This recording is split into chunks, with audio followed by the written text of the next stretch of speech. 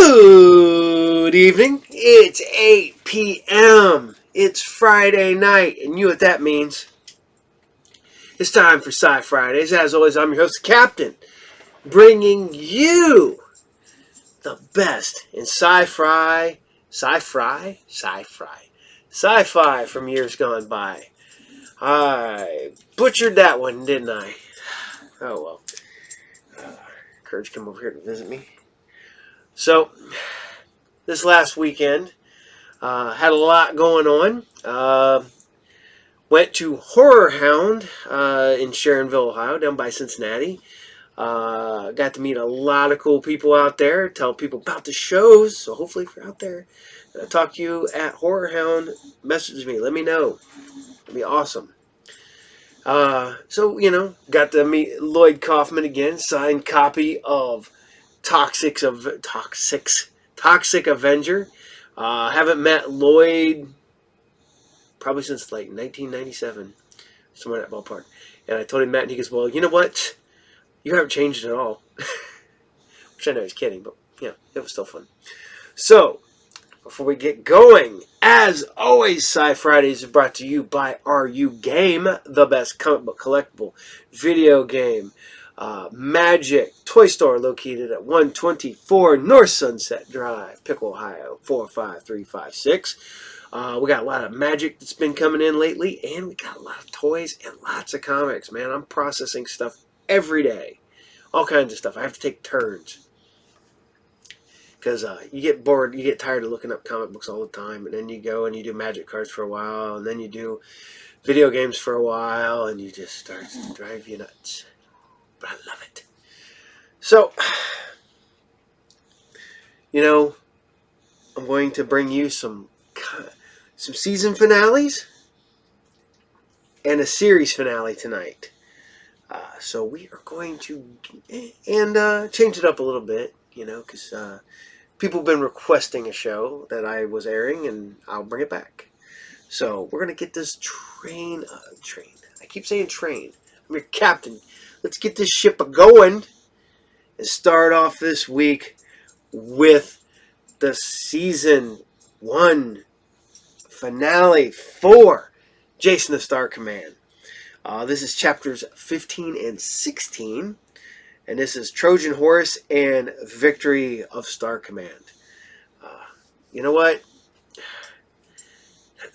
Man, somebody needs to reboot this or do something with it, man. Bring back toys or something, man, because I think it'd make cool toys. Cool ships. I love ships, man. I don't think we get enough of that. I mean, I'm just happy to be able to get that. The ATST with Chewbacca, because they don't make vehicles anymore for G.I. Joe or Star Wars. A little bit of G.I. Joe, but not much. So, man, need ships. They need them bad. So, all right, here you guys go. Jason the Star Command, chapters 15 and 16. And Trojan Horse and Victory Star Command. Hi to the stars. This is the world of Jason of Star Command. A space-age soldier of fortune determined to stop the most sinister force in the universe. Dragos, master of the cosmos.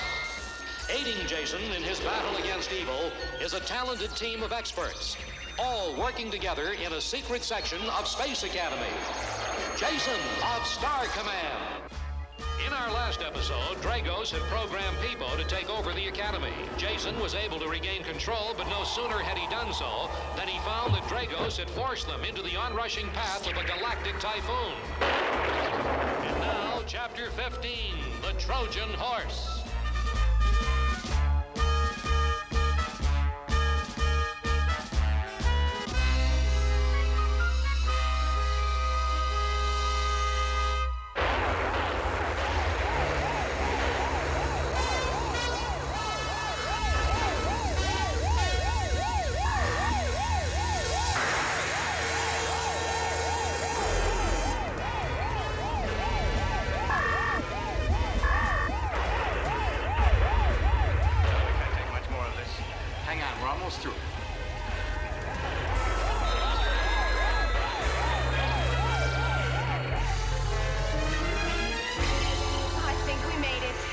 energy screens are almost drained. It'll take hours to recharge them.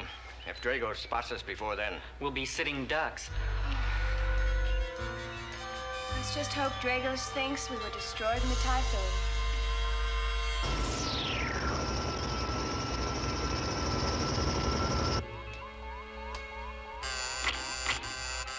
Master, the Academy has been destroyed by the galactic typhoon.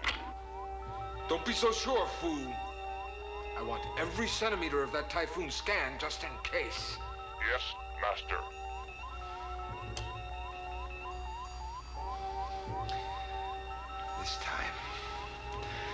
This time, Jason, there is not a power in the universe that can save you.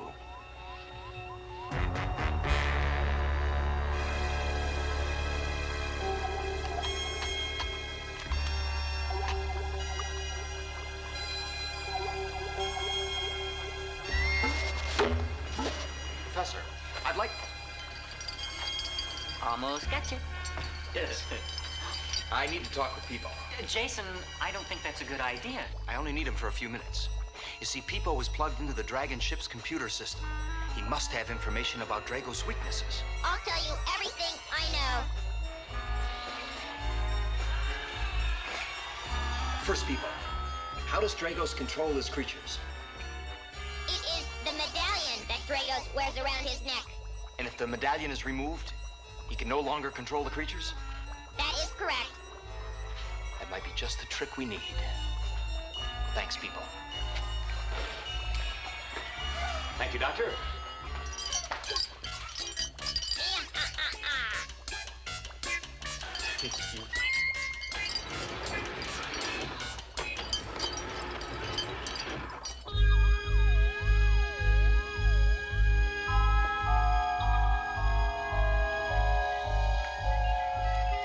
Jason, what are you being so mysterious about? About a way to give the Academy the time it needs to recharge its energy screens. And if we're lucky, settle the score with Dragos. It's all right there. It's just space junk. The edges of that typhoon are littered with broken ships that weren't as lucky as we were, that's all. What do you have in mind? Have you ever heard of the legend of the Trojan horse? You're not seriously thinking of hiding out in that old piece of space junk, then sneaking aboard the Dragon ship? No, of course not. Oh, we're gonna let him invite us in. Huh? Jason, how can you be so sure Dragos won't blast this derelict in the smithereens? That's a question of human nature. In his case, inhuman. But I know Dragos can't resist having a souvenir of his conquest.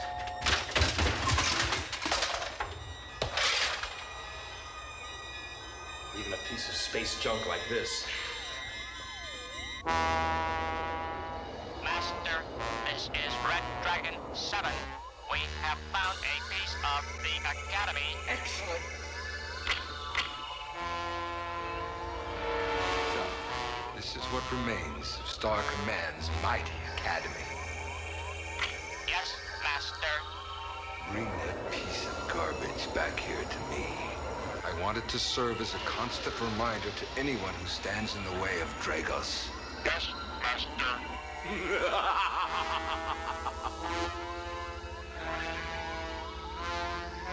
Now, can anyone deny that I, Dragos, am master of the cosmos?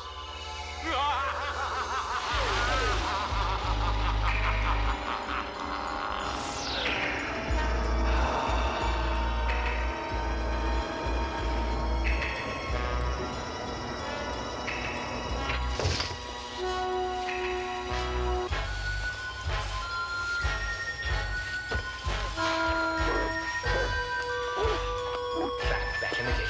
Open up. Okay, get in.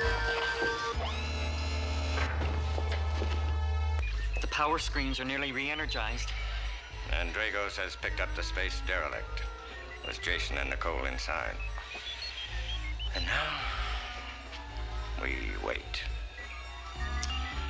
and hope that the rest of the plan works.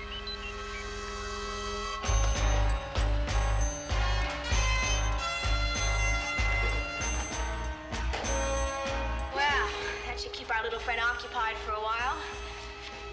But how do we get to Dragos? With this, but not by the normal route. As soon as they find Junior here, Dragos is gonna have every creature in the ship looking for us. So where to? Outside the ship, on the surface of the planetarium. Let's go. Thanks. What? Jason, here you let him slip through your paws?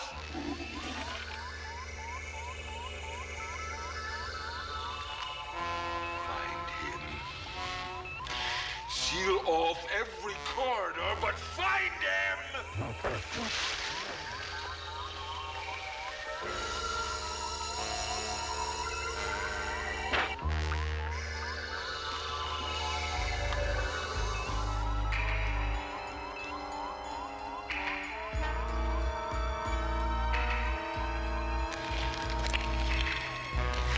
That's it.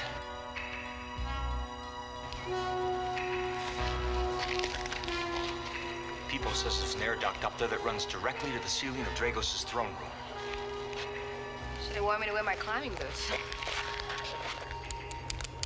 We don't need these. Let's go.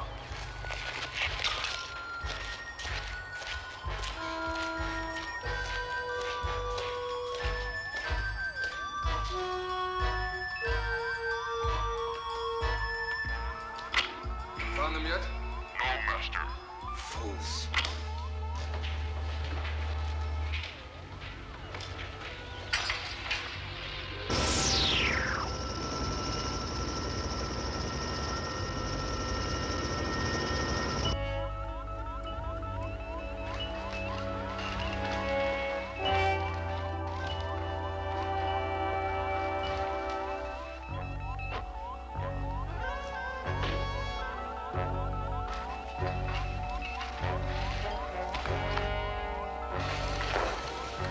Sorry to drop in on you like this, Dragos, but I figured it was time for a nap.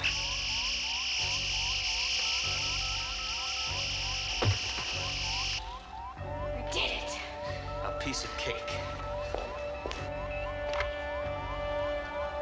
Without this, Dragos, you no longer control your army. Star Command. Star Command. This is Jason. Are you there? We read you, Jason. Our plan worked perfectly. Dragos is our prisoner. His days of scheming are over, Commander. Rendezvous at coordinates 0972. On our way. Congratulations to you and Nicole for the splendid job.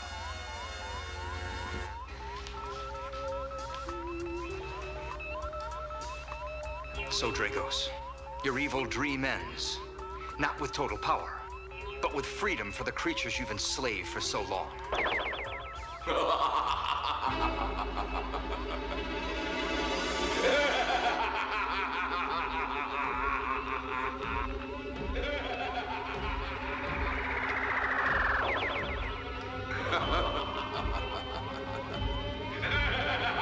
Dragos has created a duplicate of himself.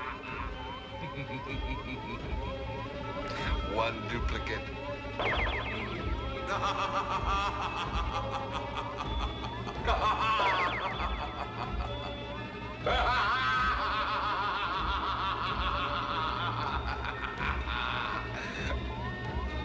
As you can see, Jason, your energy rod is useless against us. I suggest you give it to one of us immediately.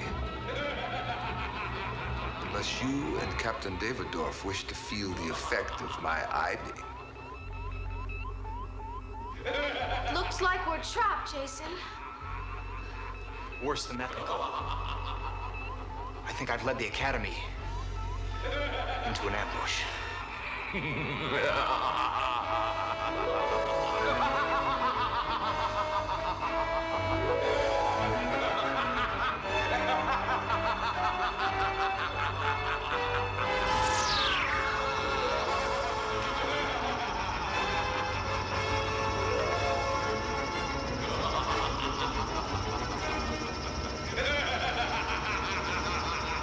Chapter 16, The Victory of Star Command.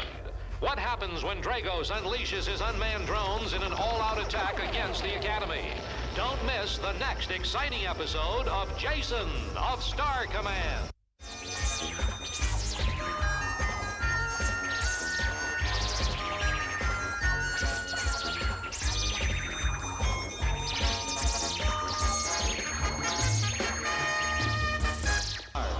This is the world of Jason of Star Command.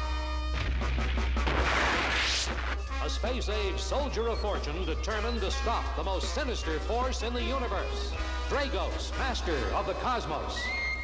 Aiding Jason in his battle against evil is a talented team of experts, all working together in a secret section of Space Academy. Jason of Star Command. Of Star Command.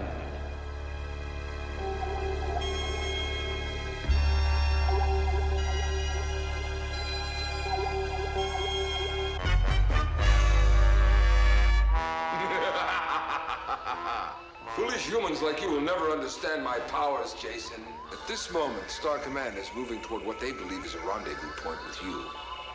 Totally unaware of the fact that my Red Dragon squadrons are poised for a full-scale attack on them. When I give the word, make a break for the door. The mini-cat escape pod is there. There's a Drago standing right there. It's just an illusion. Break right through it. And you, Jason, have led them into my ambush. What could be more brilliant?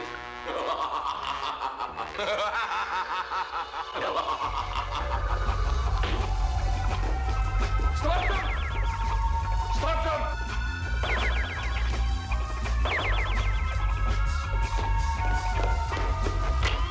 Attention all sectors.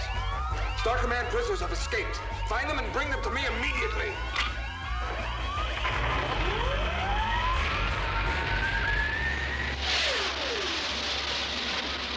Fools! They'll warn the Academy. Attention all Red Dragon squadrons. Begin your assault mission immediately.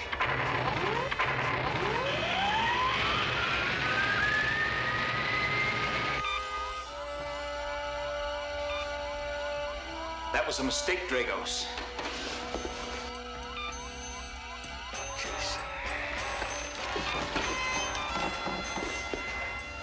Jason, you elected to remain on board with me. I am touched. You'd better call your ships back, Dragos. Nicole has warned the Academy. They're ready and waiting. Jason, you do continue to underestimate me. The fact that the Academy is ready for my attack is of little matter. The Dragon ships are not manned by living beings.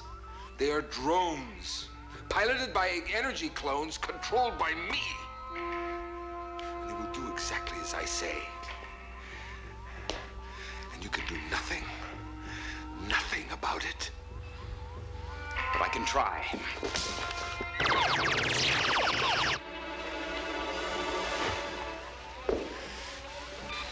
Rest a short while, Jason. And when you wake, we'll all be over. The entire galaxy will be mine.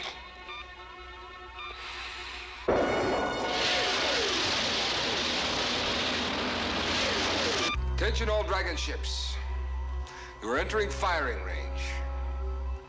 You will commence firing only on my command. Stand by. Yes, Master. So, mighty Star Command. In a very short while, every one of you will be controlled by this medallion. You will all be my creatures. That's what you think. Jason!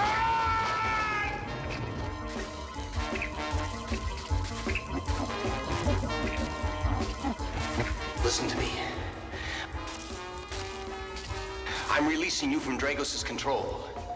You may leave the slavery of this evil ship and return to the freedom of your own planet.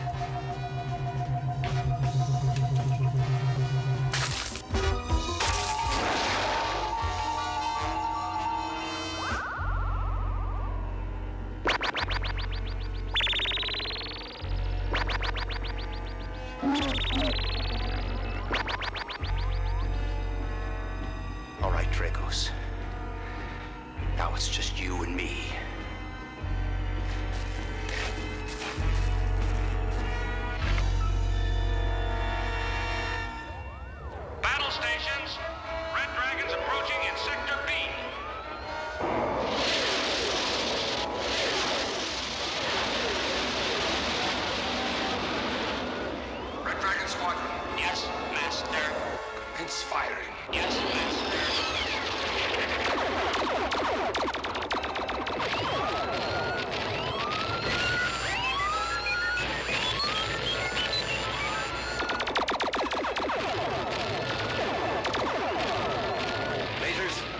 commence firing. Yes, sir. All sectors, fire at will. Repeat, fire at will.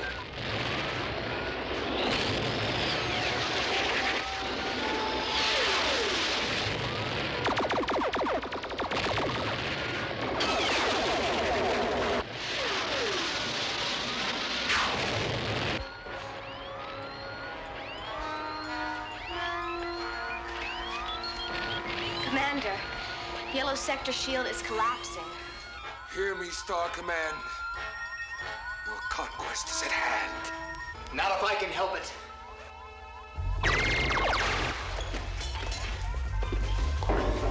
I'm coming for you, Dragos. Guards?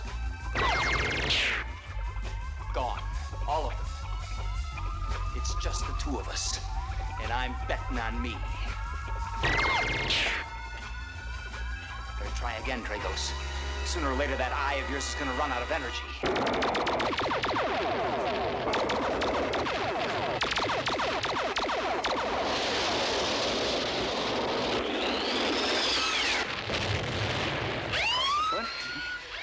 I think we're going to make it.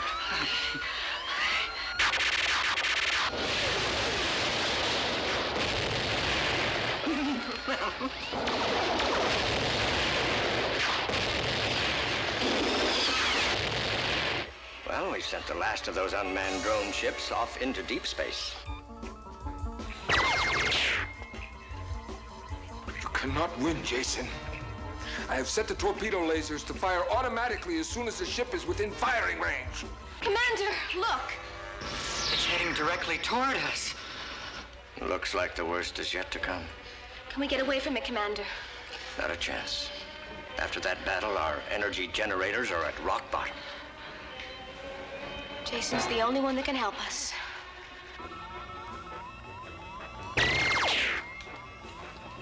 You are helpless, Jason.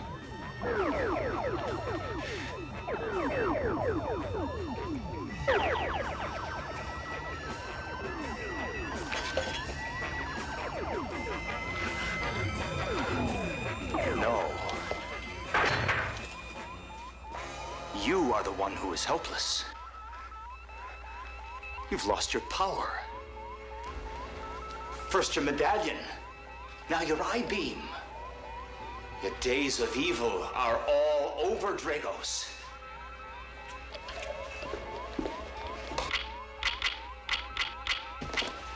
The ship will self-destruct in 2 minutes. Let's go. You can take me back to your petty justice, Jason. Never. You have won. For now. I'm leaving. But I shall return, I promise you. I will be alive in every dark corner of the universe. In everything evil that happens, I shall be...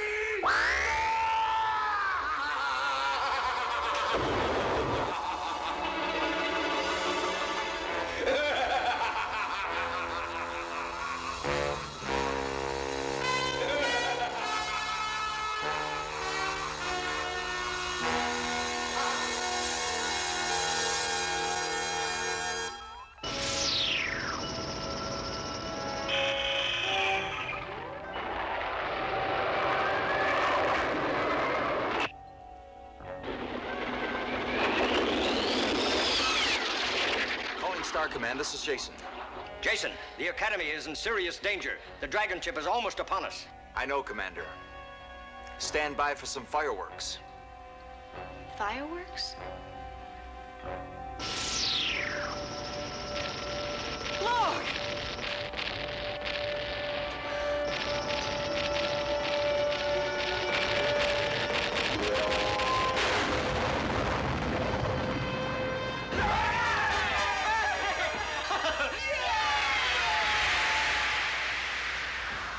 Wow!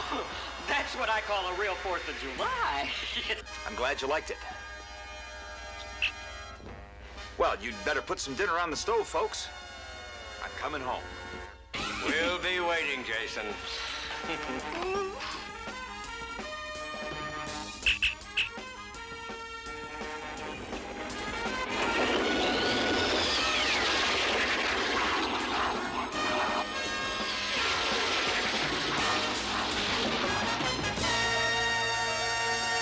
Chapter 1, Attack of the Dragon Ship. Relive the exciting adventures of Jason, Nicole, Parsifal, and Commander Carnarvon as they once again meet Dragos, the man who would rule the cosmos. Don't miss the next exciting episode of Jason of Star Command.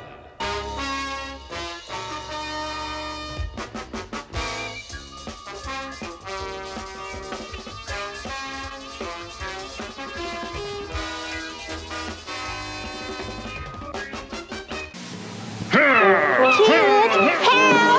Time for a balanced breakfast with Cheerios. You got to go with Cheerios, and the Cheerios that help you grow. Cheerios. Why I Like Showbiz Pizza by Jennifer Marie Adams. Showbiz is where kids of all ages can have fun with rides, games, shows, and pizza. If you're a kid, I highly recommend you go. You could even bring your little brother. You got it right, it's time for fun. And Showbiz Pizza gives our #1. You can dance, you can play, you can do it your way. Showbiz Pizza, where a kid can be a kid. Hey, I know you guys still like Jason the Star Command. Trying to decide if from next week I'm going to go into season 2 or give it a break. Let me know. Tell me. If you guys want, we'll go right into season 2. So we'll keep it going. But we're going to keep going. And here we go. It's the final episode of Hard Times on Planet Earth. That being said, over the weekend, I didn't get to talk to him. He walked by me, and I noticed I seen Martin Cove at Horror Hound, and he walked by me. He's listed as 6 feet tall. Maybe in his prime he was 6 feet tall. He is shorter than I am now. But still, he's got it. Speaking of which, did not realize walking out of the food court at Horror Hound, I'm just talking to this kid behind me and talking about how his day was having fun and having a good day, and we were chit-chatting, just walking around, not thinking a thing about it. Then as he walks off, I'm like, man, that kid looks so familiar. Yeah, that's because it's the main kid from Karate Kid, Cobra Kai, Zolo, and the new Blue Beetle. Did not realize who I was talking to. Just talking to some kid about having a good day.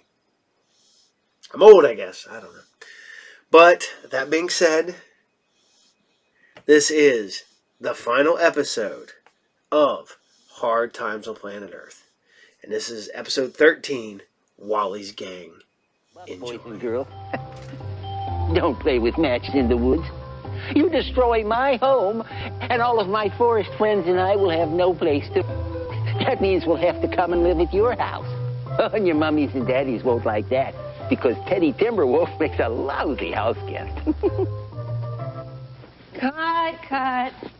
We're going to have to do it again. Well, that's not on the paper. Teddy Timberwolf doesn't go on the paper. Wally, it's a simple public service spot. I know it's boring, but can we just move through it? Why does it have to be boring? We give it to the kids in a way they'll remember it. We'll get back to it. All right, on to the wishing well.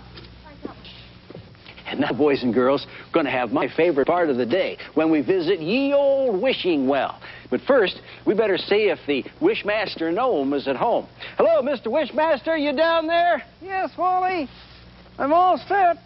Good, well, here comes the bucket. Fine, send her down.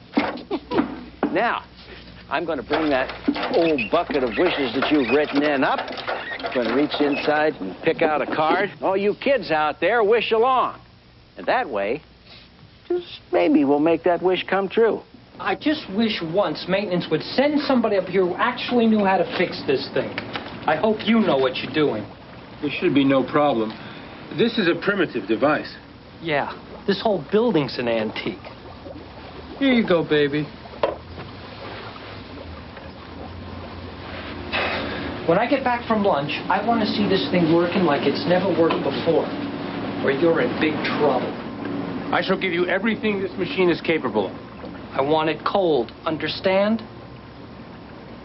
Yes, I understand. Now, just for a few simple adjustments.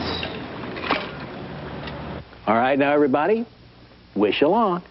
Wish. Good. Now, if all you boys and girls out hard enough, then Arturo, you're probably going to get that bike you wanted. And I'll bet they did. Cut. That's great, Wally. All right, everybody, that's lunch. Good job. Oh, Mr. Weber wants to see you up in his office. Did he say what about? Oh, Chuck, can we have the wishing well struck after lunch? To Billy, may all your wishes come true. Your pal, Wally. Wally, you know what I wished for sitting there on your knee? I wished that someday I could work with you. And that wish came true. And now I wish I didn't have to tell you what I've been told to tell you. Well, now, let me tell you something right off the bat there, Billy boy. Bill. Them young'uns down around my neck of the woods, they sure do love old Wally's gang. See, I don't know what they'd do without old Wally. And those funny people that he keeps turning into. Cut it, Wally. That old Wally, he sure does twang my funny chord. Look, we've got some serious things to talk about. You're going to take me off the air, aren't you, Billy? Bill. Wally. The parent company's got a big new syndicated show to put in your slot. Lots of flashy graphics. In fact, the host is a computer-generated image. Pretty exciting, huh? 25 years I've been doing Wally's gang. And it was great. None better. But there's a new kind of kid out there, Wally. Their attention spans are like Quicksilver.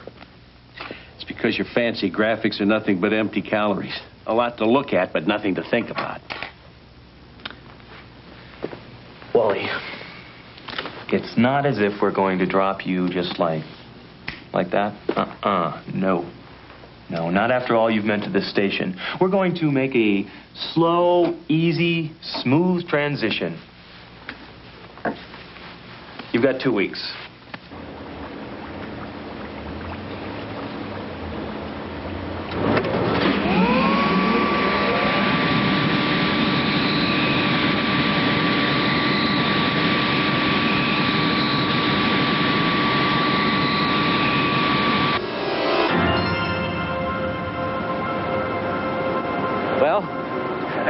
I think you all know where I stand. I won't make a move until I hear from you. Whatever you want, Wally, we're behind you all the way. Now, wait a minute. Wally, I'm not so sure you're right. Excuse me. Why are you standing there? I thought I just went through all of that. That's not one of mine. Is there no room for you inside? There's no room for me in the world. Not true. There are many underpopulated areas on this planet. Look, I don't want to be rude, but would you mind butting out? I'm getting ready to jump here. Oh, I must warn you. You will severely damage your body. Who are you, the Surgeon General? Haven't you ever heard of suicide? What is suicide? Just keep watching. Oh, you are going to terminate yourself. That is not right. Hold it, or I'll go right away. This is my business. This is my life. It is your choice. But if you are wrong, you will have no further choices.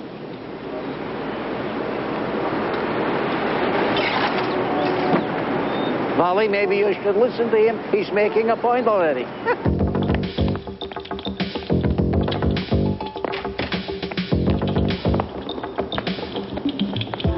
So long, Molly. You know and take care of yourself, Molly. We'll see you around, Wally. Well, Wally, I should want to make it unanimous already. So go ahead and jump. Oh, Okay. Goodbye. Goodbye, everybody. Though you may be angry, I could not let you in, July. Oh, that's okay. When I stepped off that ledge, well, I knew I'd made a big mistake. Oh, thank you. Who are you? I'm Jesse. Oh, well, I'm Wally Banks, Wally's gang. Kids' TV show we shoot downstairs. We've been canceled. What is canceled? Well, like you would say, terminated. Oh, not good.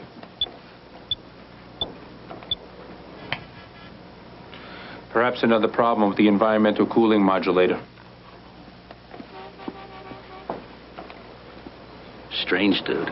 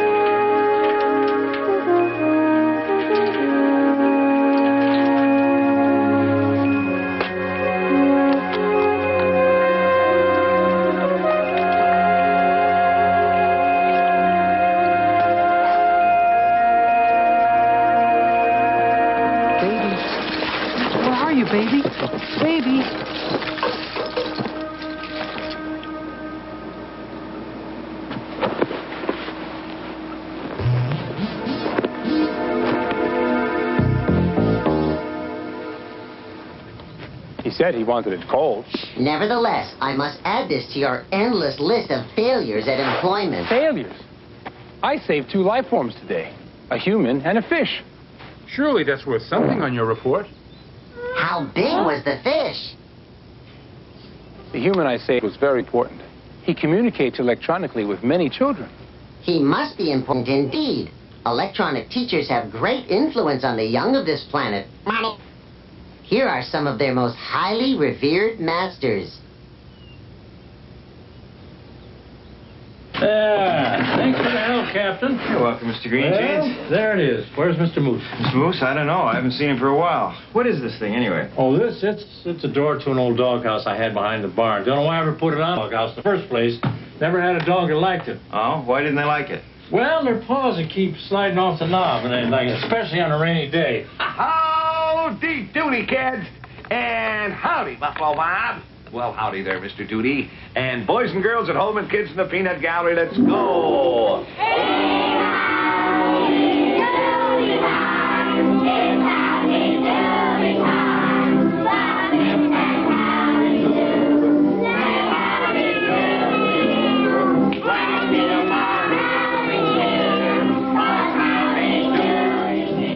Control. What if I find employment with one of these masters? Will it improve my report? Of course, but that would be impossible. Didn't you tell me about a human concept called the favor? After all, I did save Wally's life. Ah, yes, the favor. Humans have a phrase for it. I'll scratch your back, you stab mine.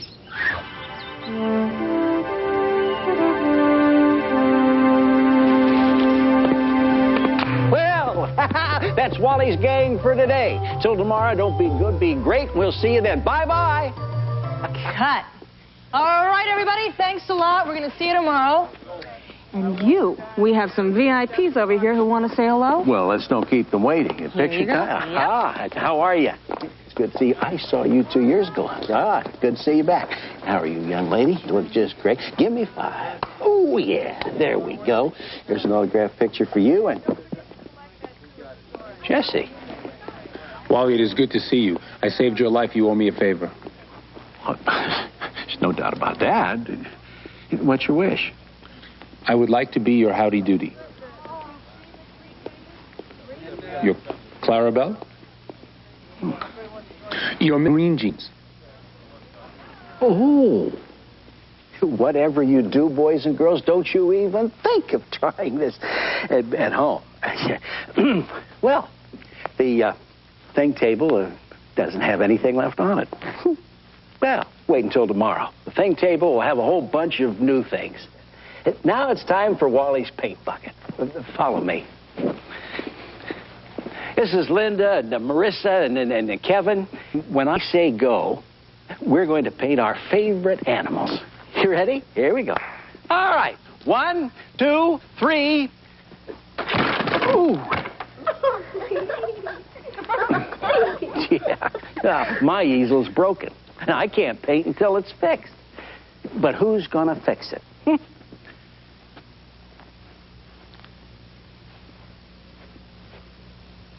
Who's going to fix it?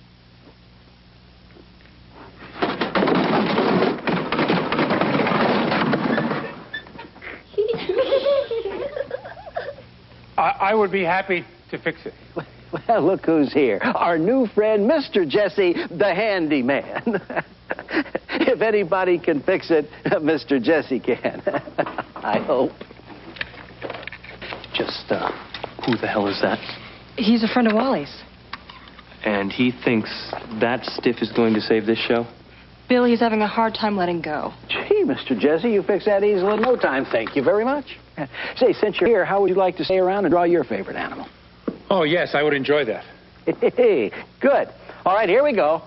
1, 2, 3, go. Ha! And they're off. And, oh, Linda, that's good first color. Oh, Marissa. Oh, that's a clever touch. Aha. Kevin, what are you doing? Oh, look at him go. That's looking good, looking good. All right. Time's up. Oh. Linda drew this cute little bunny rabbit. Isn't that nice, huh? You did a nice job, Linda. What did Marissa draw over here? Oh, look at this. She did this great little puppy dog. Aha. That's really nice. Kevin, what did you do for it? Oh, look at this. Haha. Kevin did this beautiful little tabby cat. Huh? Good job, Kevin. Good job. Okay, Mr. Jesse, now what did you do? Good grief. What is that? It's a siphon, of course.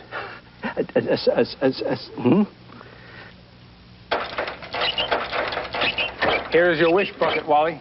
Oh, thank you, Mr. Jesse. Let's see. Today's wish comes from Timmy Hogan. Just everybody now make a big wish and see if we can't make Timmy's wish come true. He says, Dear Wally, I wish that you'd help me find my father because somebody's trying to kill him. Cut. Go right away.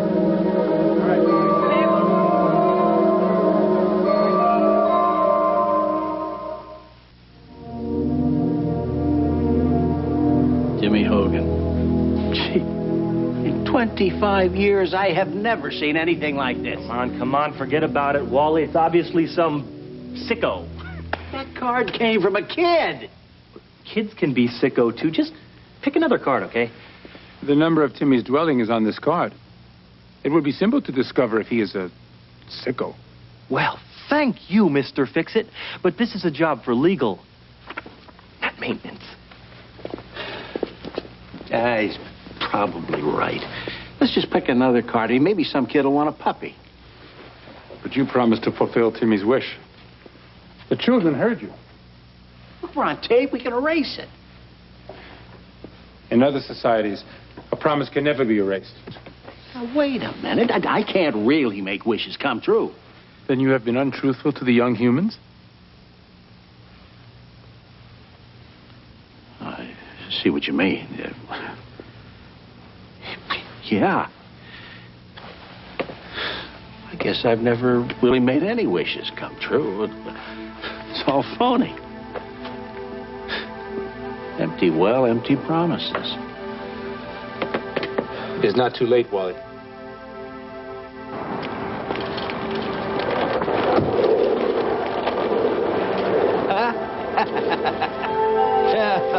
Oh, come. Wally! It's you! My wish fully worked! Now, wait a minute, buddy. Mr. Jesse and I need more to go on before any wishes can come true. But you're here. That means you're going to help me find Dad. We may have made a big mistake here. Timmy, why do you believe your father is in danger? Somebody shot at the car. The next day, Dad left. We don't know where he is. You'll help, won't you, Wally? I tell you what we will do. We'll have Wally's gang make a big wish for you. Then we'll call the cops. No, the police. Timmy, what are you doing? It's okay, Mom. This is Wally and Jesse. I sent a card to the wishing well, and it worked. They're going to help us find Dad. Would you go into the house, please, honey? Isn't it great? I'm so embarrassed. I have no idea what Timmy wrote to you, but... He said that his dad was in some kind of trouble. Missing or something. Oh, no. My husband is out of town on business. I tell you, that kid has got such an overactive imagination. I mean, we try to cut down on his television. Oh, Wally, I'm sorry. I didn't mean... No, I agree. Boy, cut out everything. Except for Wally's gang. Of course. Then there is no trouble. No, only the trouble that Timmy caused by bringing you out here. Really, I'm terribly sorry. I'm going to go in there right now and have a long talk with him. Don't be too hard on him. Remember, he's one of Wally's gang. Okay. You know, kids have the wildest imaginations. They can come up with the strangest things. But this kid's telling the truth. Yes, there is danger here. Those garden workers have great interest in this house, and they are not even dirty. Saying they're watching this place? Wally, as well as you know children, I know danger. You return to Wally's clubhouse. I will make Timmy's wish come true.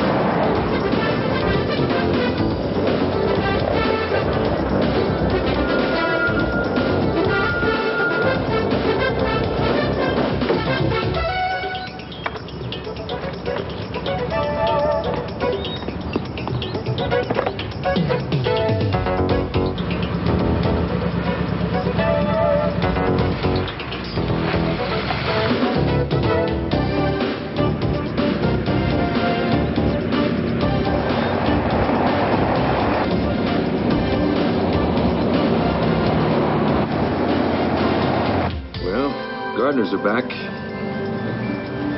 Yeah, they're rotating the schedules again. These guys are right on time. Tonight is going to be a piece of cake. Hey, look at this.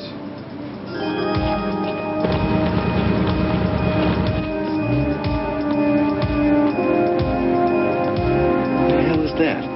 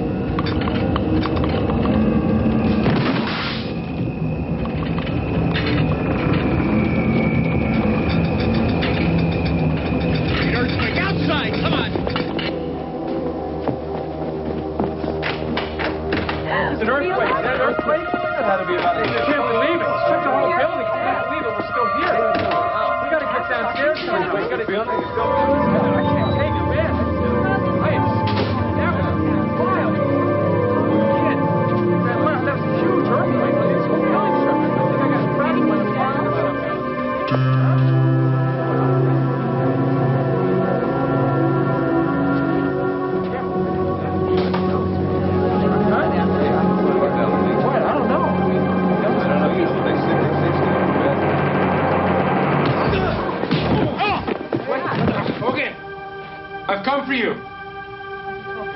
Get away! Hey, put the gun away. Come on, what the hell's going on?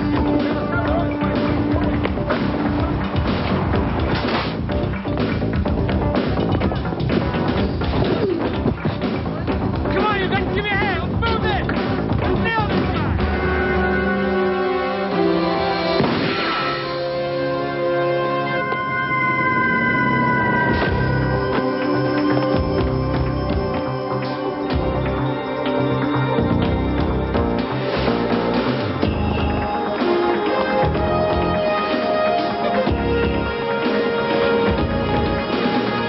Okay, pal.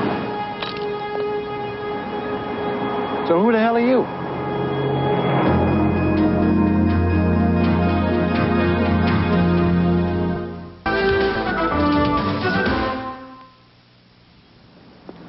Why don't you save us all a little time here? I've seen this on television. I have the right to remain silent. You remain silent now? You remain silent forever. Right, Merrick? Then you are not the law. You must be from way out of town. Okay, Jesse, who you working for? I work for Wally's gang. You think that's Wally from Boston? It's only Wally I know. Why would he be muscling in on our territory? Unless there's some kind of takeover going on. I wouldn't send a hitman like this guy unless it was something big. Okay, Jesse. What does Wally hope to gain by getting Hogan? It will make a wish come true, and the family will be happy again. I don't know. We thought he was a good guy. Exactly who is we? Wally's gang. Oh yeah. You see, Wally has a number of characters he works with. Tell us everything you know about this guy, Jesse. I only know one thing about him. He saved my life. Yeah? Well, he may have cost the life of a federally protected witness. This guy busts into our safe house and Hogan panics and disappears. He was just trying to help. Huh? Who? The killers who are out to get him? Sorry about the little misunderstanding, Jesse. But we don't want any trouble with Wally. And Wally doesn't want any trouble either. Great. Glad we understand each other. Yeah, Jesse, real smart how you got through Hogan's protection there. And the men pretending to be gardeners were protecting Hogan from you. Right. We had the hit all set up for tonight, and then we met you. But hey, no hard feelings. You tell Wally we appreciate his help, but we'll find Hogan. It's all taken care of. We all want the same thing here. Good. I will tell Wally who is his friend and who is his enemy. Should have iced him. What, nuts? Start a war with Wally? That dumb act he's trying to pull didn't fool me for a minute. No way he's going back to Wally. A major leaguer like that always completes his contract. You want to find Hogan, stay with that guy.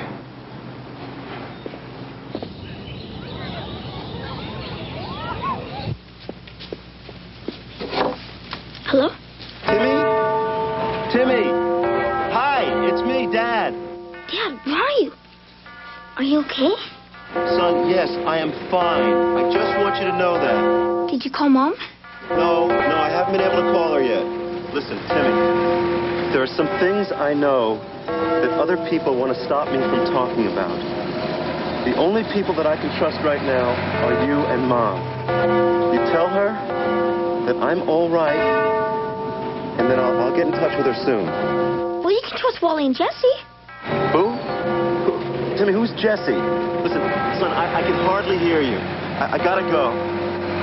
Timmy, you tell Mom that I love you both, and everything is gonna be okay. Goodbye, son. Dad!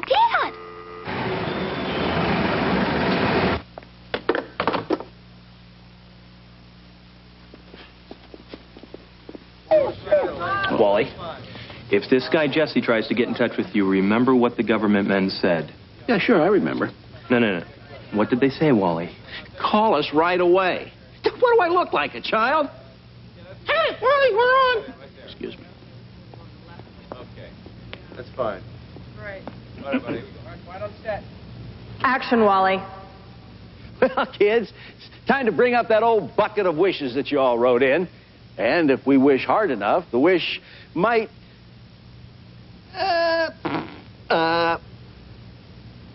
come true. Oh, look, here's one now. Oh, this is to Timmy. This is a wish update. Wish update? What the hell's that? Dear Timmy, if you want to make your wish come true, meet me at the wishing well real soon. Your friend, Jesse. Cut. All right, lunch, everybody. Strike the well. Take an hour. No, don't touch it. I need it to rehearse with. After 25 years? Come on, Wally. Look, Karen, trust me on this one, will you? Please, pretty please. We're old, buddy buck. What is going on here? Every day we do the well in the morning, and then we strike the... Oh, gee. Hold the set until I tell you. I hope you know what you're doing. So do I.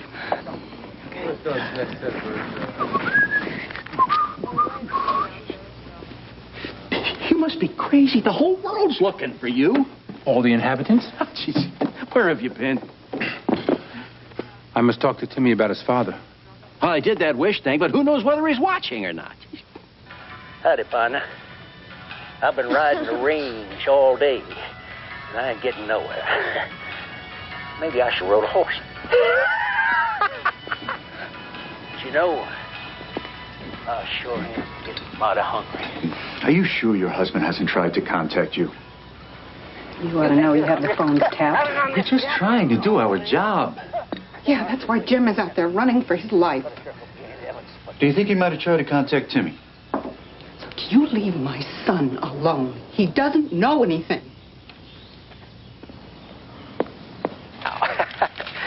This is to Timmy.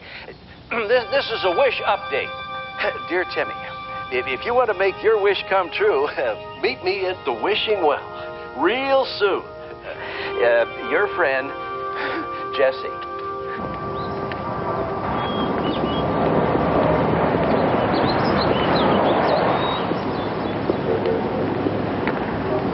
Doesn't figure. What's a big-time hitman like Jesse doing at a TV station? Use your head. He's got some news guy on the inside who's giving him all the leaks from the cops. Timmy, anybody know you're here?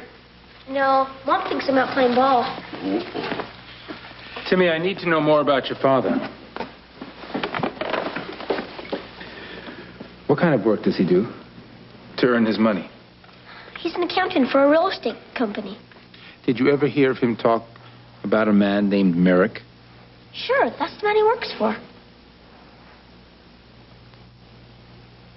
Wally, if you promise somebody something, is it okay to break the promise if you know to help them? Well, Timmy, like the old prospector would say. Partner, the best way I know to strike gold is to help somebody. My dad called me at school this morning. Where was he? He wouldn't tell me.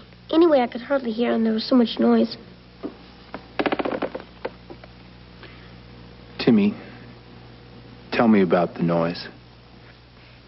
Gee, I don't know.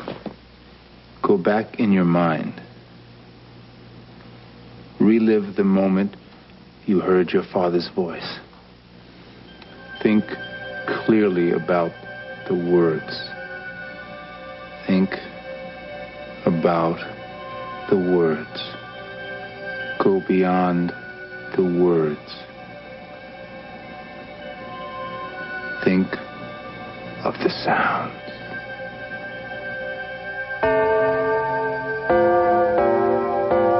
Don't sound like that, Timmy? More notes. More notes? Huh. More notes. Well, let's see. How about that? It was more like a song, Wally. The only other one I know is St. Boniface. Yeah, let me see.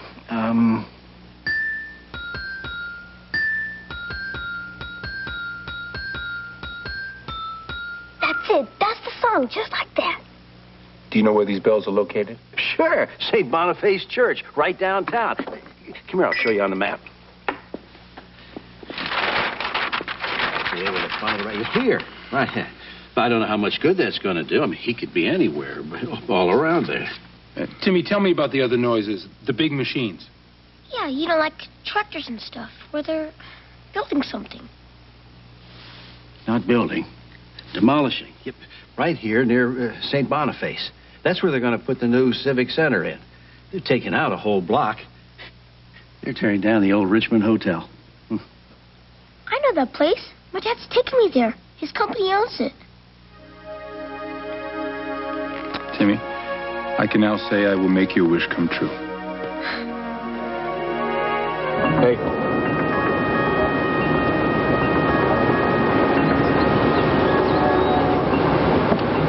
Still think I should go with you. I mean, it's my show, my wishing well. No, Wally. You are one of the last great masters for the young on this planet. Let Mr. Jesse, your handyman, do it. I'll stay with the guy in the car. You stick with Mr. Jesse.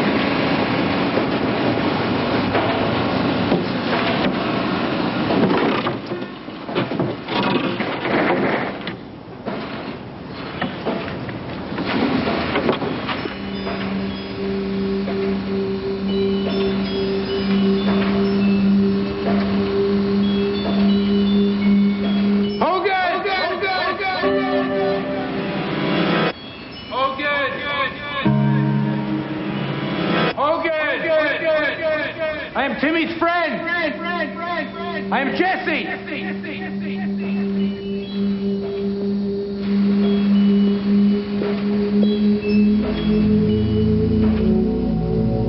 I suppose I should trust somebody. Seems weird that it should be a perfect stranger. Timmy, where have you been? Now, I called Kenny's mom. There was no game. I was worried to death about you. I was with Wally and Jesse. What? Timmy, Mom, they know where Dad is. No, honey, how can they possibly know that? They do.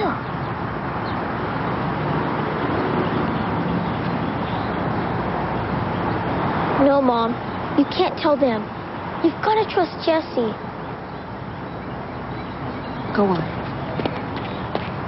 So, this whole thing's been like a nightmare. I'm just a simple accountant. 5 years I worked for this company. I didn't know that they were laundering money. Their money was dirty? Oh, filthy. Skim profits from casinos, probably drugs. All I know is they kept separate books. In this society, it is illegal to wash money? The company was a front for the mob. And I'm the lucky guy that found out. I'm a dead man.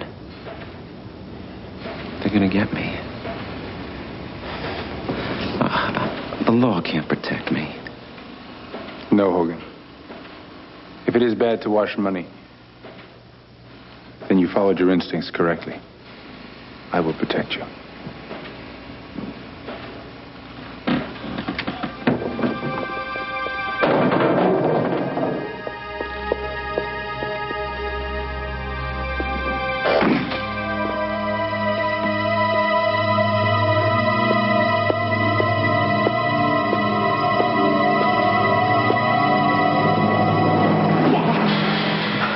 Why did you come here?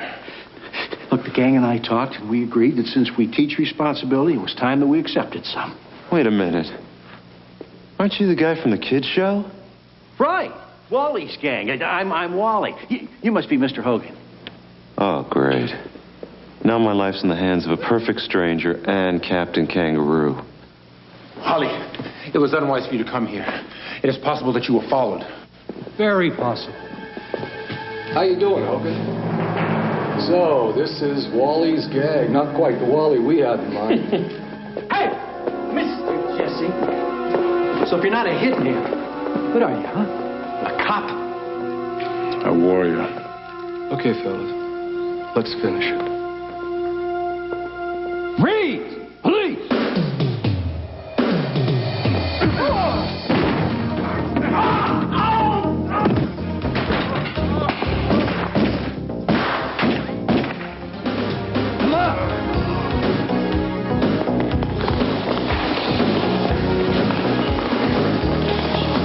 Go on, just find a way out.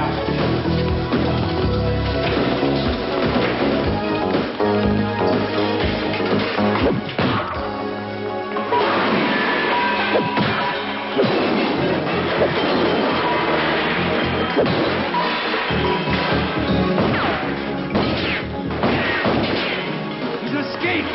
Get it!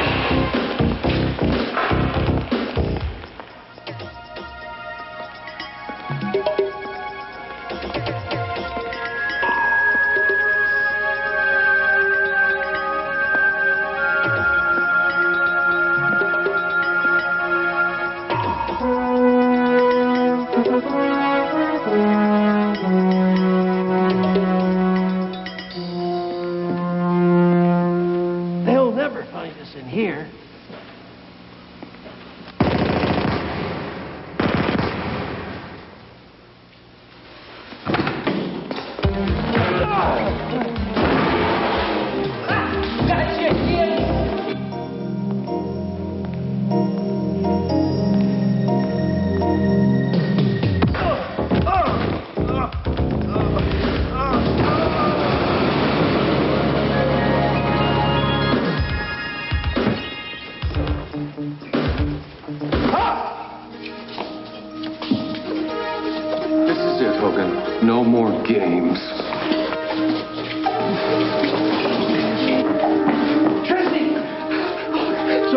I got Hogan. It's not over yet, Wally. They don't have me.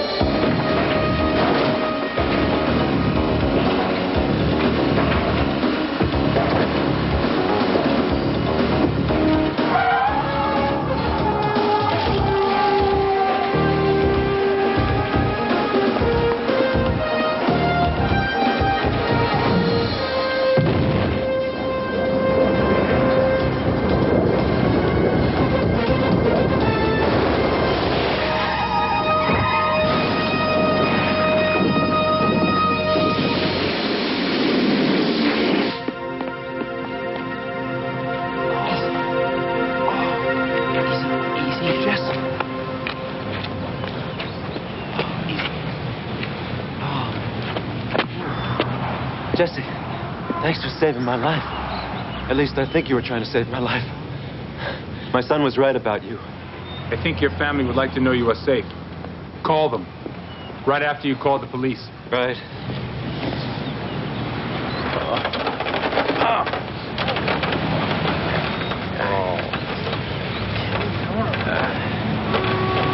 Hey, what's he doing? Will you idiots shut up? Jesse, you really made it happen. You made a wish come true. We made a wish come true, Wally. Say goodbye to the gang for me. Jesse, you know, I think you deserve a wish of your own from the wishing well.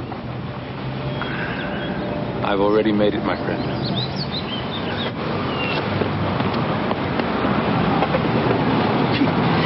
Strange dude. Wally's gang wants to thank the mayor's gang for this wonderful award. We love it. Yeah, you know, it really is a nice thing to have. But boys and girls, you don't have to have a plaque to be a hero. All you have to do is the right thing every day. About that guy. Isn't it great to have him back on the air? I thought you were taking him off the air. What? What are you kidding? The man is a saint. Kids need a guy like Wally that they can look up to. Besides, we can milk this hero bit for another 25 years. Say goodnight. Give Mom and Dad an extra big kiss and a great big thank. It'll mean more to them than any plaque you'll find. Well, it's time to say goodbye, boys and girls. We'll see you tomorrow. It's also time to say a very special goodbye to our good friend, Mr. Jesse. Yeah, righto, Governor. Cheerio. Ciao, Jesse. Ciao. Yeah, goodbye there, Jesse. Have yourself a bon voyage. We all love you, Jesse. Bye. With teachers like Wally, the youth of this planet have a promising future. They will have to do much better than the adults.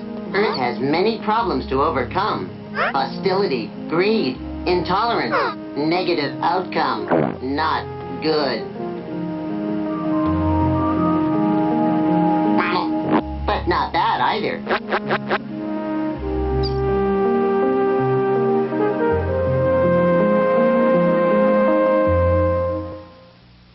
Next on Hard Time on Planet Earth. This kingdom is ruled by a creature called Mickey Mouse. This is in the Crystal Arcade. It could be part of a new futuristic video game. I found Jesse! Hang on, little guy. He's coming. It's got no heartbeat. It doesn't breathe. I am trapped. Don't let him die.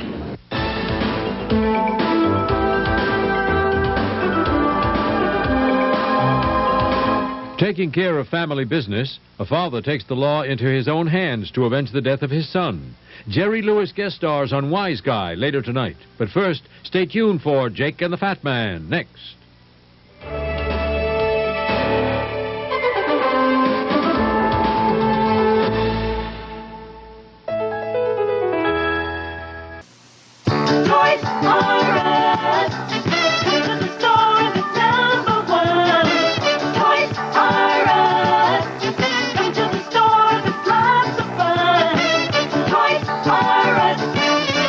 World's biggest toys, Toys R Us.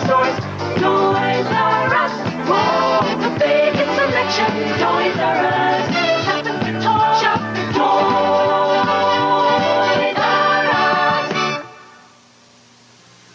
McDonald really can shine. Oh boy, I better put this away. But for hamburgers and fries, he'll come down anytime. Coming down was fun, but look what's coming up.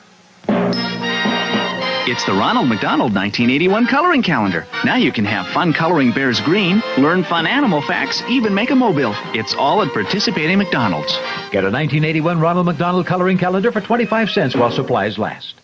I hope you guys are still digging the Hard Times on planet Earth, because that is it. No more. We are out.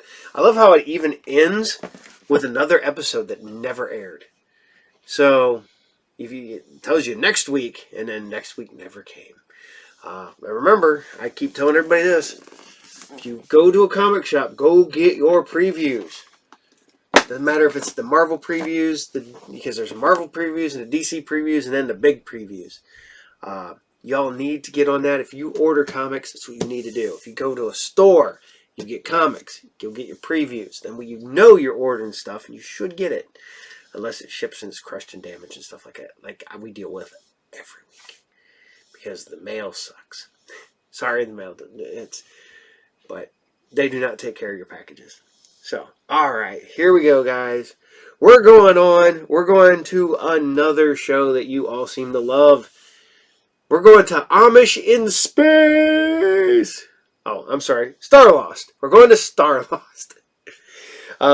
And I know we've been talking about this in, as that everybody says that it's looks like it should be made by Doctor Who. It was originally pitched to the BBC. They turned it down.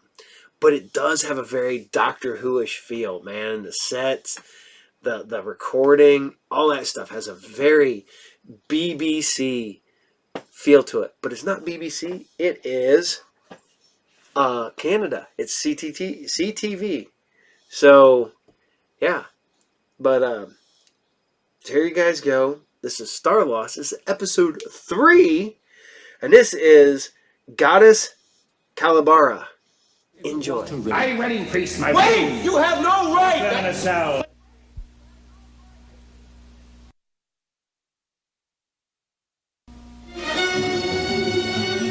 You refuse my challenge? It is the law, Governor. You know that. Any man may challenge. Death to the loser. The winner wins all.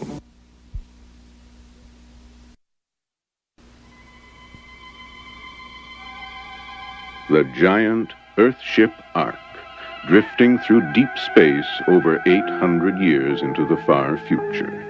Its passengers, the descendants of the last survivors of the dead planet Earth, locked in separate worlds, heading for destruction.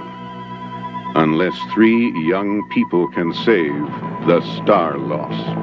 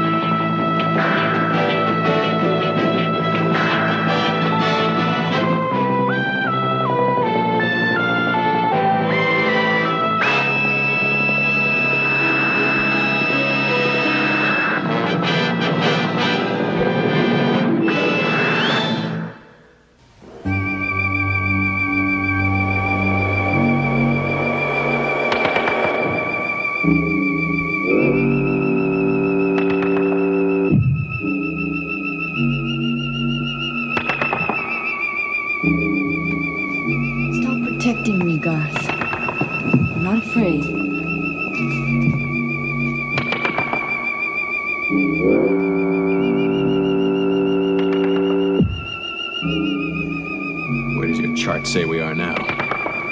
Except on this plane that stretches out forever. Maybe this is Omicron. How could it be anything when it's nothing?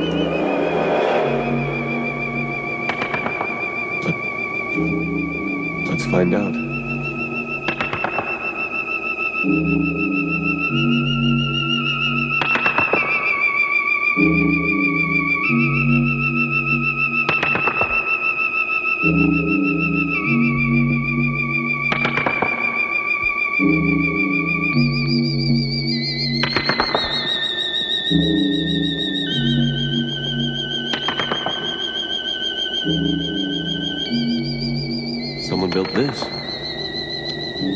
Where are they now?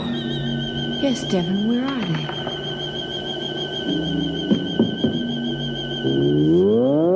Status data!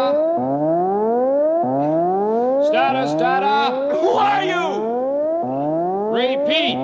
Status data! We don't understand what you want. Get those lights off us. The light is hot. It's burning. We're friends. Who are you? We're not enemies. We came here for help. Status data! Get that light down and we'll try to tell you what we can. Names, district, classification, identity numbers. We don't know those things. We're from another place. We're not from Omicron. We're strangers.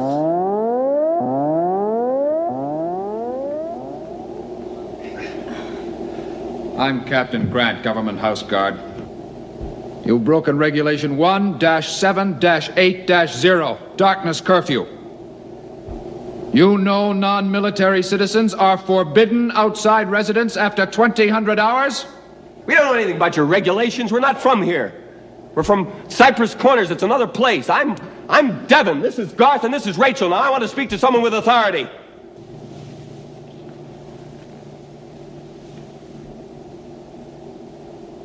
You're...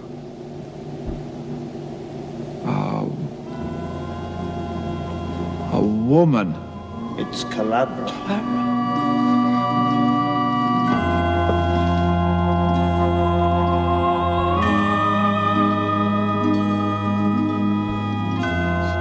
It's not possible. Why is everyone kneeling?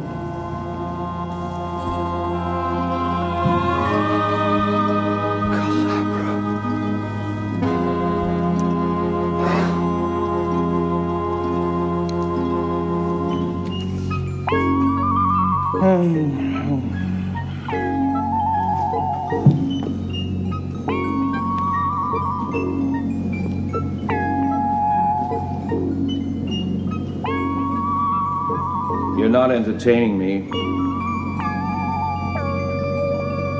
Try calisthenics. Where's Shalit? At prayer, sire. Well, tell him to come and pray for me. Appoint a good soldier head priest and he disappears under a cowl for the rest of his life. Shalit!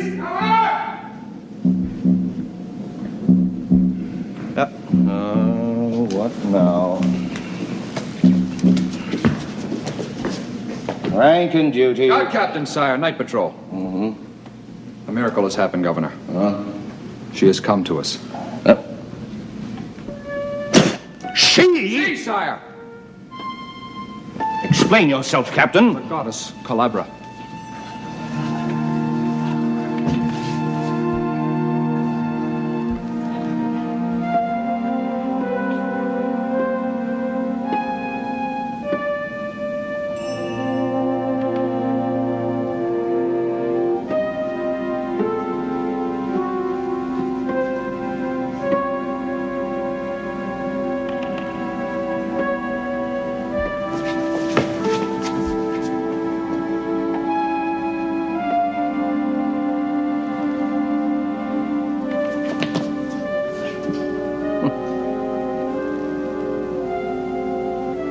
Who are you? My name is Rachel, and these are my friends, Devon and Garth. We come from another place, Cypress Corners. There is no other place.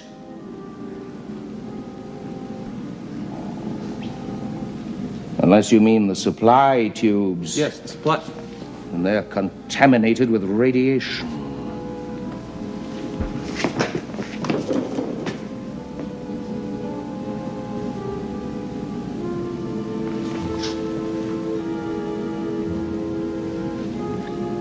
So you're mutants. We thought we'd destroyed them all generations ago. How did you survive? Governor? All right. Governor, we're not mutants, or whatever it is that you call us. We have come to Omicron to warn you that the Ark is in danger. And we need your help. If you'll only show us the books... Silence.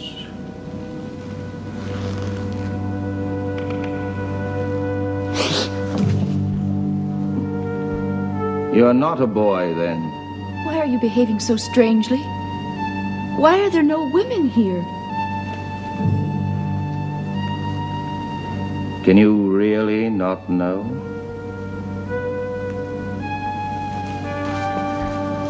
They won't be harmed. You ask why we show you such reverence? It's not possible. They believe it is. But you do not? Why shouldn't I believe it? They say... Oh, no. Why, you're a woman. You're a... Say it, Shelley. Go on, you're the priest. Everyone expects you to be at least as gullible as they are. Say it right out. Shelley, the priest is here. And in his presence I announce news of Calabra's return. Come on, goddess. Our deity's return can only be for one purpose. Shelley, make the arrangements as quickly as possible. What arrangements? I wedding priest, my friend. Wait! You have no right! But no, they're my friends. Hold! As you wish, Calabra. I apologize for my unkindness to your friends. Give them all they want. Quarters, food, and Captain, see that they're well guarded against intrusions.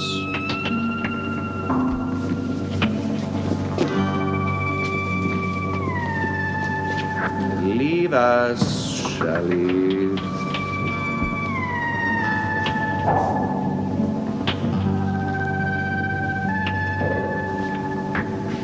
I want to get to know my bride.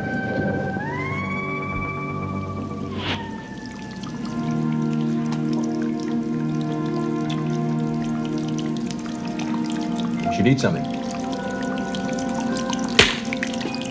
I'm not hungry. I wonder whether we have Rachel. If you'd listened to me, we'd never have come.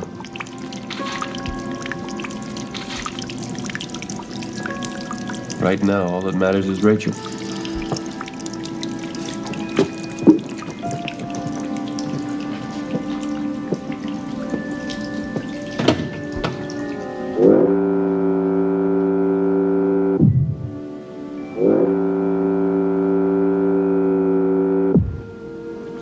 We have all kinds of friends.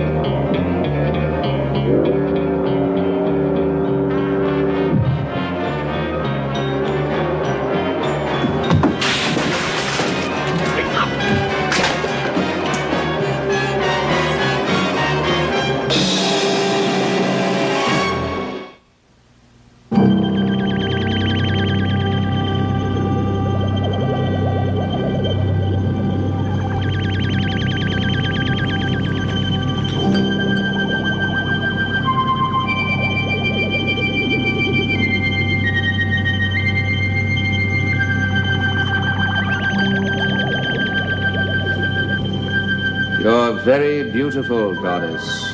My name is Rachel. Yes, you told me that, but I wouldn't like the servants to overhear. Not when they believe that you're Calabra. You do not believe I'm Calabra. Why don't you tell them I'm just an ordinary woman? No woman is ordinary here. And what is divinity? What does it matter if you can't perform miracles, cause fire with a snap of your fingers? Does that make you less divine? What have you done with my friends? They have the best of everything. Colonel's quarters, their own handmen. You don't seem to understand why we are here. Bring them back and they will explain. There's no hurry, my dear goddess. But there is. We have heard that Omicron has books, a written culture. Perhaps among them there is what Devon calls technical manuals. Books about machinery. We need them. Don't you understand the danger we're in? The Ark is on a collision course. You're very striking. I don't know if it's because you're a woman or a beautiful woman. But we'll marry anyway. Please, we must see the book. Oh, they were all burned hundreds of years ago. And a good thing, too. Do you know, there was a war about that? About corrupt books, if you please. Printed nonsense. Oh, we're far better off now. You've seen that all around you. Our fine men, a society of perfect peace and good order. Oh, my apologies. Could I have said something to hurt you? You burned the books. Oh, we've got a few left. Oh, but they're strictly for priests. But don't ask Shalith. He wouldn't violate his oath. If I am a goddess, I demand to see those books. Well, don't demand it of me, my dear. I never said you were a goddess. Well, if I'm not, why do you want to marry me? Ah, by marrying you, I become a god. It's an ancient superstition. Do you really want to be a god that much? No matter how I feel? Oh, for you, it's at most inconvenient. Oh, but it has its advantages. You and your friends live instead of die. For me, it's survival. Do you know how we arrange the succession from one governor to the next? Well, the governor is the best and the strongest. He has to face challenges by duel from any man who dares them to the death. To the winner, the spoils. Now, I may seem magnificent to you, my dear Calabra.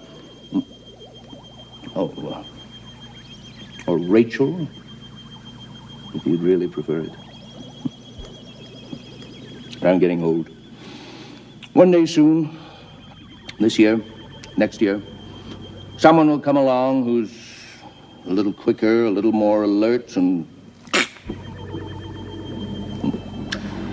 then they take the guts out and throw them into a shallow grave. However, the ceremony is very dignified. Do you have to live that way? Is force the only thing you understand?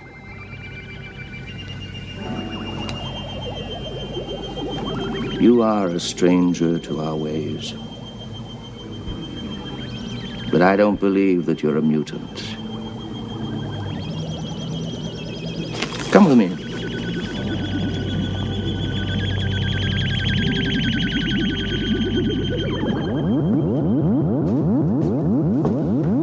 But how can you have children without mothers? We learn how to develop life artificially. I don't understand.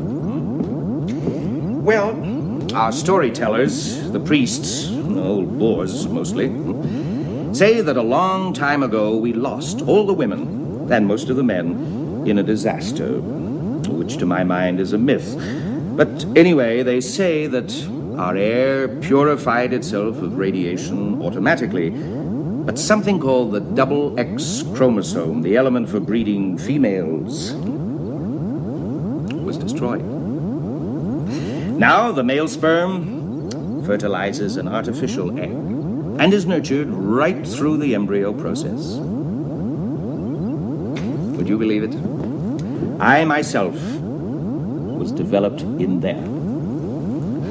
But surely if you can do all that, We can scientifically create the double X chromosome. Why should we? We're happy. We bred out the weak, the soft, the intellectuals. Oh, you wouldn't know what they are. But the last ones escaped before sentence could be carried out. They got away in the tubes.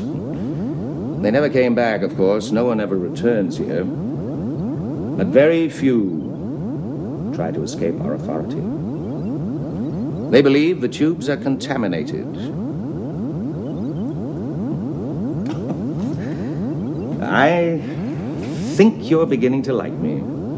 I feel sorry for you. Sorry for me? Why?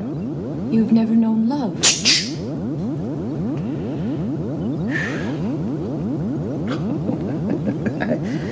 I don't mind if you use the word when no one's around. It's considered unnatural. But it sounds nice the way you say it.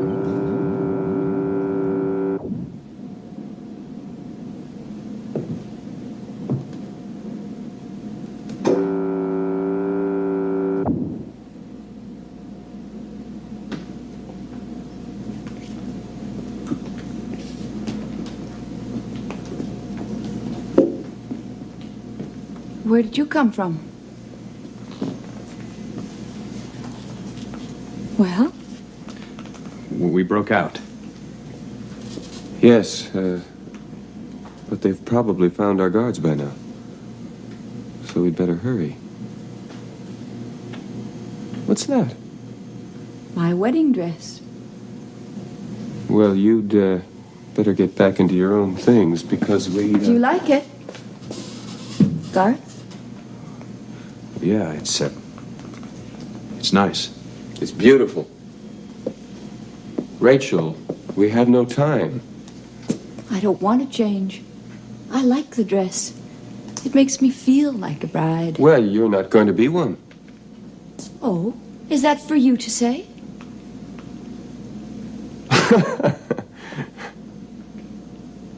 You're not serious. I would like to make my own decisions if you don't mind. You will allow me that. Of course, I always have.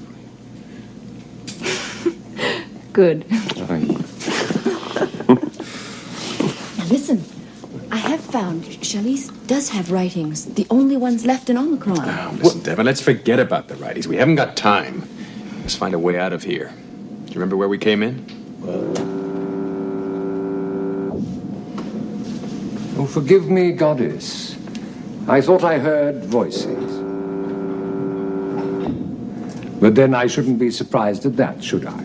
Governor does not believe me divine. Why should you? You don't look like a mutant. There have been no women here since the Holocaust. Where have you come from? We come from another world exactly like yours. For hundreds of years it has been sealed within itself until we have all forgotten the truth. All of these worlds are bound together by tubes. It is a vast arc floating through the heavens, having saved the best of our mother planet to begin life anew in a distant world. But the ark is in danger, drifting towards certain death.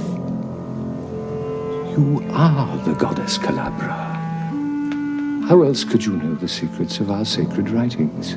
I do not know secrets. Devon has told me this, and that is little enough. But we came through the ark, I know that. Well, the ark is a myth.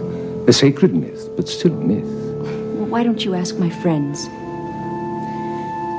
And the goddess shall lift up the souls of the departed into a great ark, and then transport them to the farthest reaches of her heavenly domain.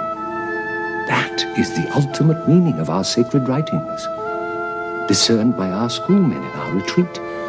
Now, how could I think you less than a divinity when you know what we know? It takes whole lifetimes to divine even so little from our sacred writings. Charlize, Rachel is as human as you. or Garth or myself. Oh, I know the limits of my own old flesh. And I know you to be human. Because after all, gods do not usually escape by tying and gagging government house guards. But I wonder if you know how little chance you have of staying free. Well, then I think you had better help us. Yes, I think I'd better hand. But there's not much I can do, all for long. Sanctuary in our chapel is the one right remaining to priests against the civil power left over from prehistoric times. Rachel must come too. Shalith, you can't marry them, you know that. That is one thing I cannot deny the governor. We each of us respect the limitations of our office. But she will be safe as long as I can delay the ceremony. I'll be all right, Devon, until you've seen the writings. Now hurry, because they will be looking everywhere.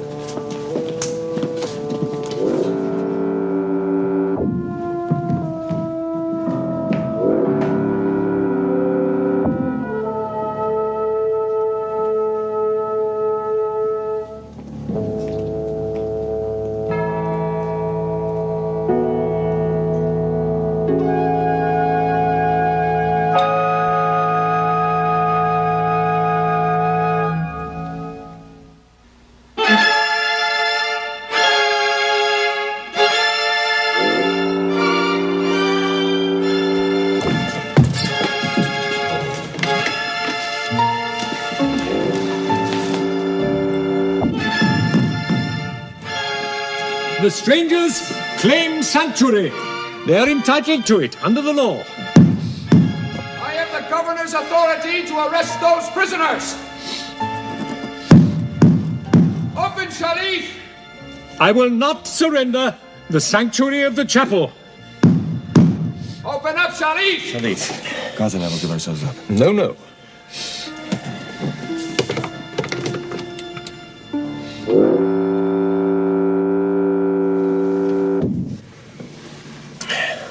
All of you are summoned to the governor at once. You must obey. I shall.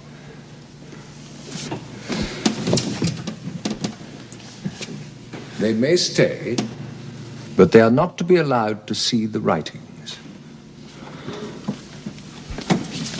And you will be sent for later.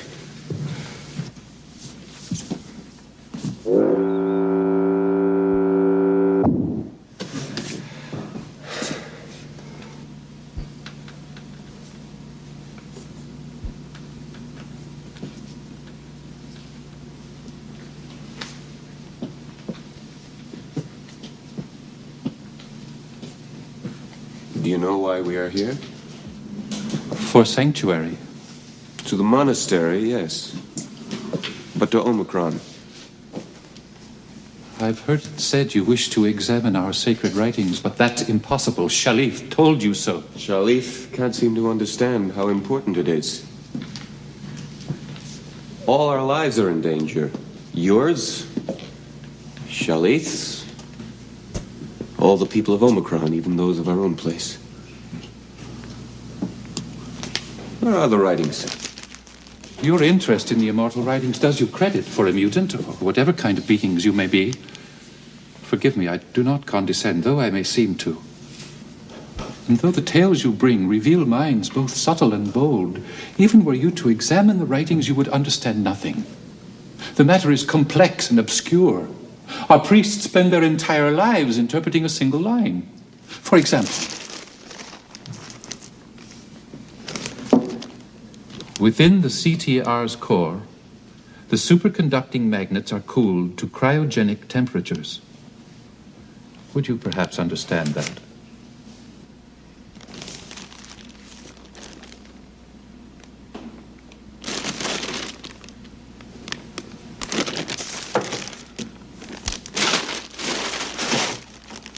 No, I don't. I thought perhaps it might refer to the goddess's power over heat and cold, as in, and it came to pass that the goddess caused a great cold to come over the land. Took me 10 years achieving that interpretation. But 3 of my predecessors spent their entire lives before me.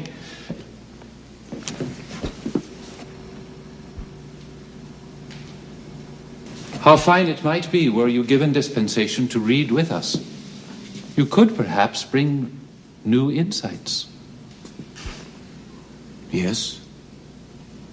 We could do that, of course. We're not scientists. But we've seen things that I think would help us to interpret for you. Let him look at the writings. Then we can go. We can take Rachel, and then Shalith would not be in danger. You have a very good heart. Are those the writings? No one will know. No! I've taken a lifetime vow to protect the writings. You would have to kill me first.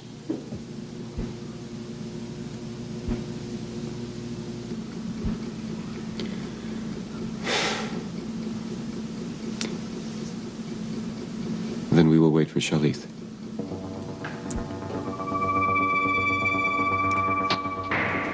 What will happen to him? I can't say. He and the governor are old comrades, but they are also rivals. One representing the temple, the other the state. The 2 institutions live in precarious harmony. Devon! The guards are back. The ones who took Shalith.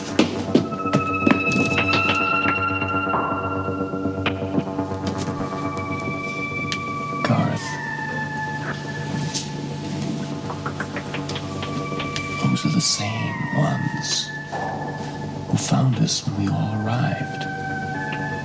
The ones who first called Rachel a goddess. What do you think would happen if they thought that the goddess was going to have to marry the governor against her will?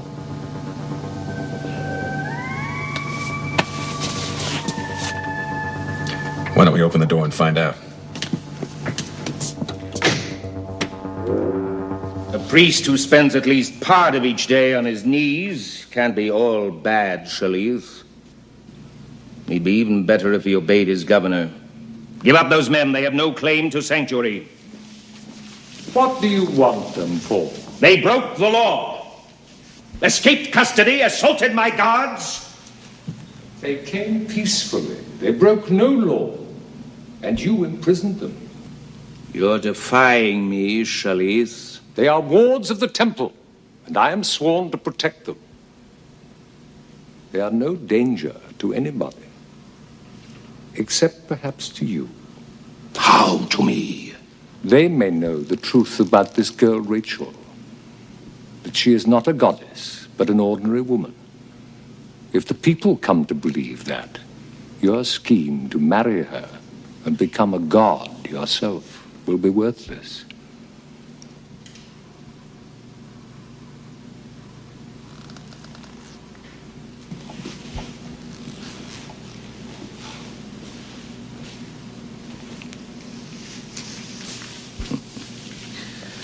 My scheme, as you call it, is to maintain myself in power. And as long as I stay, so do you. Unless you decide otherwise. How long do you think you'd last with a new governor? Everyone knows you're tied to me. They'd make a sacrifice of you to your beloved goddess in the fire pit. Perhaps it's time to begin dissolving those ties. You forget that I still rule, and I can throw you out when I like. It's too late for that. If I was still a colonel in your guards, it would be easy. But now I'm a power in my own right. You say that the people would not stand for my defying you. Would they stand for you defying yourself? You're a soldier, not a god.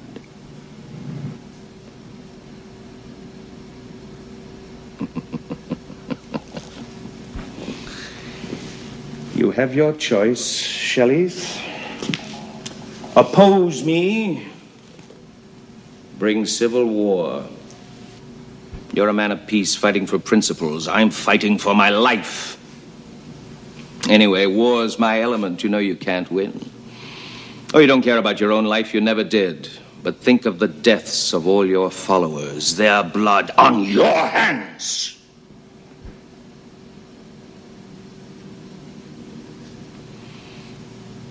I'm sorry, Shalith, you must give me your answer now.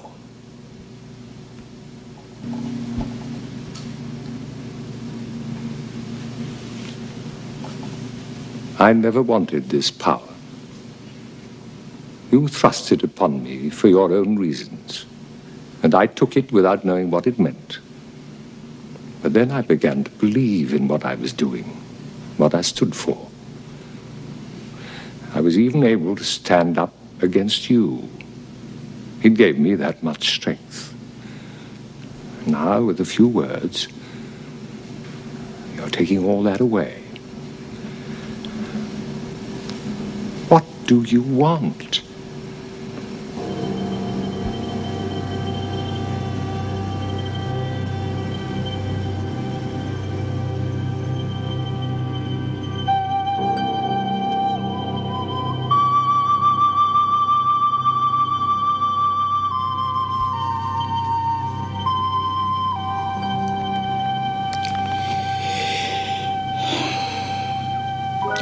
First, surrender those men. Not to be put to death. What would you have me do? Turn them loose? They will return to their own place, the tubes or wherever they lead.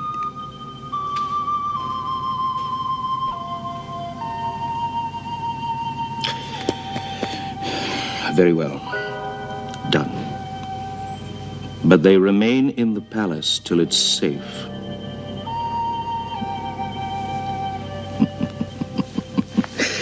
Well, at least we're agreed on one thing. You see Rachel as I do. A woman, yes. A goddess, no. I didn't say that.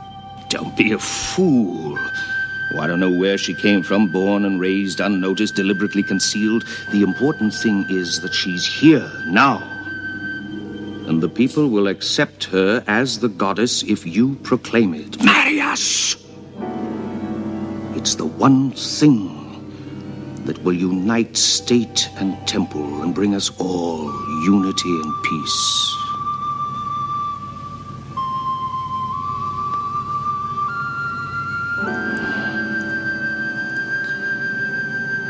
You won't regret this, Shalith. I promise you. The marriage will take place this day.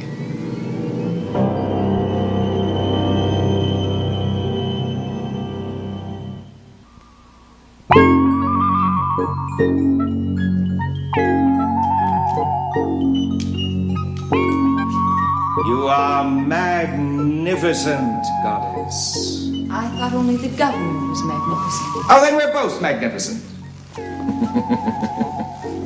Do I offend you? Everything about you offends me. Oh. Garth and Devon are more to your liking. Much more. They are gentle and kind. You could teach me those things. I cannot teach you. You are a woman. There is a great deal that I can learn from you. Though you consider me vain, proud, overbearing, I don't deny it. But are these necessarily bad things? I need you to temper them, refine them. I have a feeling for you, Rachel. Rachel. Yes, I call you that. You've only been here a short time, but already I've begun to change. I have not changed you. You are making me see myself for the man that I am, and the man I could become. You are a man who rules by terror. That's all you understand. One day the men you rule will stand up and cut you down the way you've cut down those who have come before you. That is why I've chosen to marry you. To ensure that no man will ever challenge me again. If I were a man, I would challenge you. Then you would be the one man I'd most fear.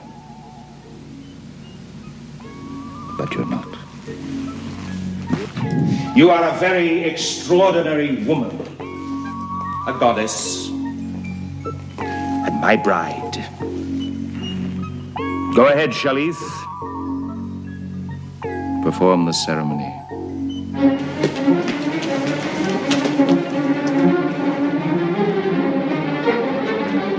Captain, what's the meaning of this? A palace revolt, Governor. Oh. You, Captain?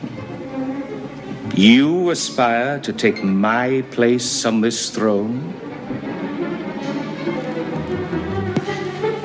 You think you could stop me from taking your head off with a single blow, as I've done to 20 challengers before you?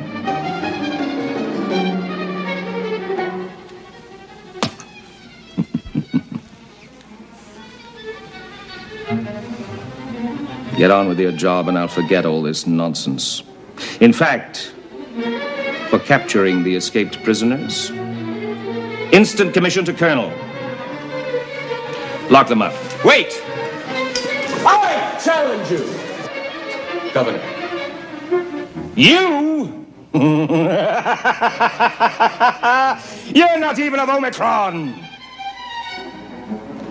Challenge denied. Take him away. You refused my challenge? It is the law, Governor. You know that. Any man may challenge. Death to the loser. The winner wins all.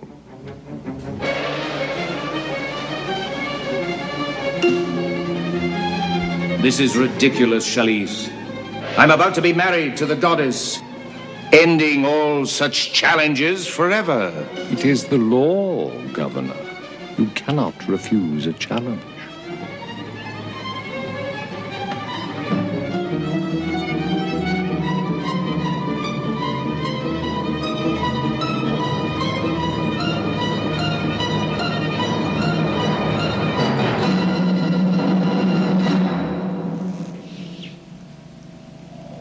So you wish to die. Very well. As the challenged, I choose the weapons.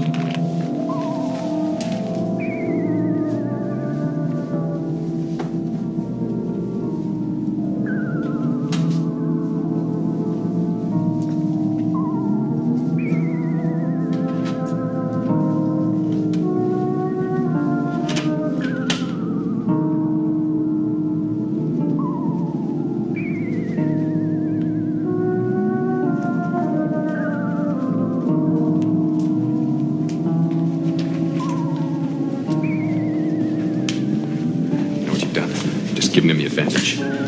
Remember, he's old.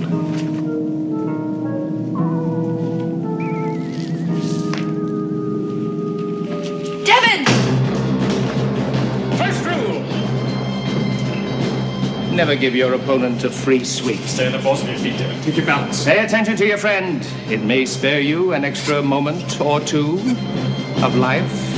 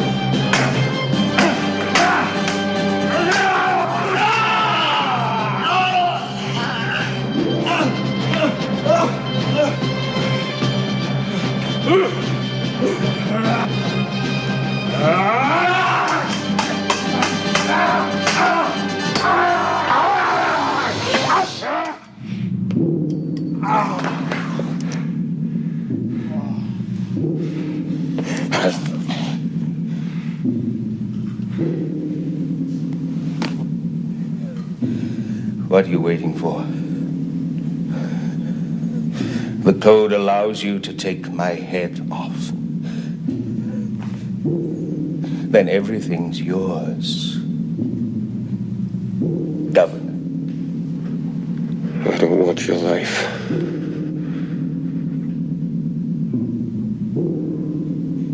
You won fairly.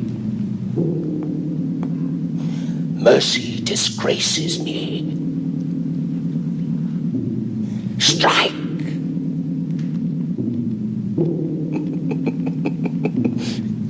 You're not fit to be a governor. Devon the Merciful, how long do you think you'd reign? I want your throne. I want the right to look at your writings in case they may help us. And the right to go home. And the right to go. Now.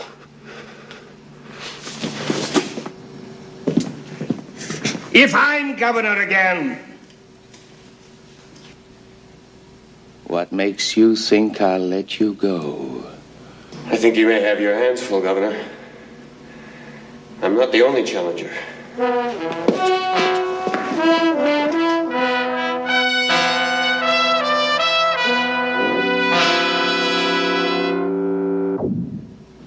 I've done what you wanted, Sharif, but it's a great responsibility revealing these writings to those who have not taken vows. Don't worry, you may show them, but be quick, because you must go. Sharif. What is this? There's nothing here.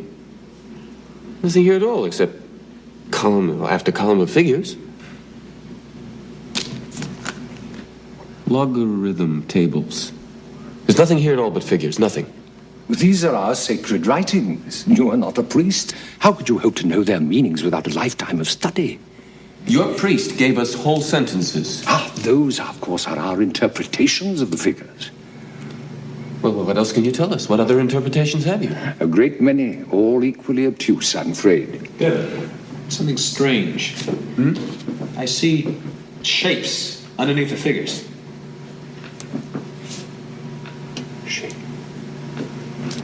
You're right. Here it is again. And here. It looks like the Ark. Ark!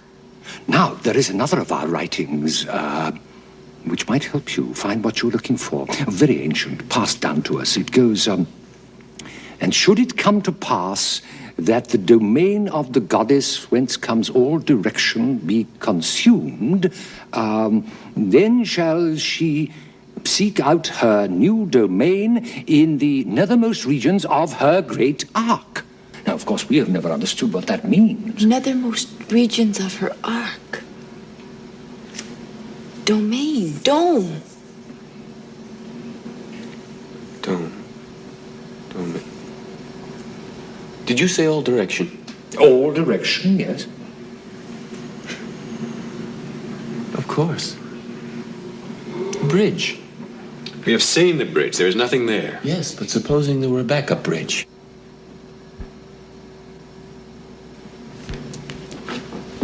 Shalith, we thank you. You may have saved the Ark. Now, let us... I'll show you the way out.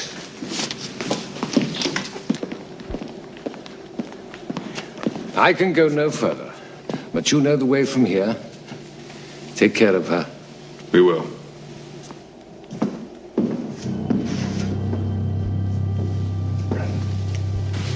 One moment, please. Governor, they are in all truth our friends. I beseech you. No priestly petitions, Shalith. As one of my old comrades, I wish you had stayed to see how I handled those other challengers. I do congratulate you, sire. But what of them?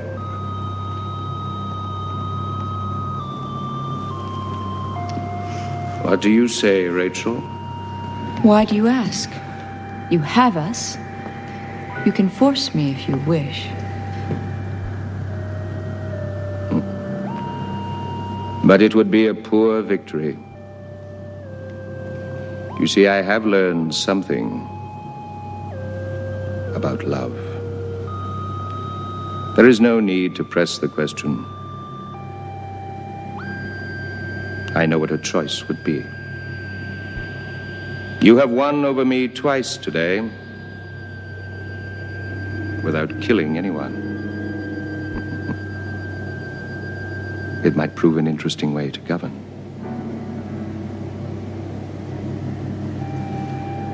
They are free to go.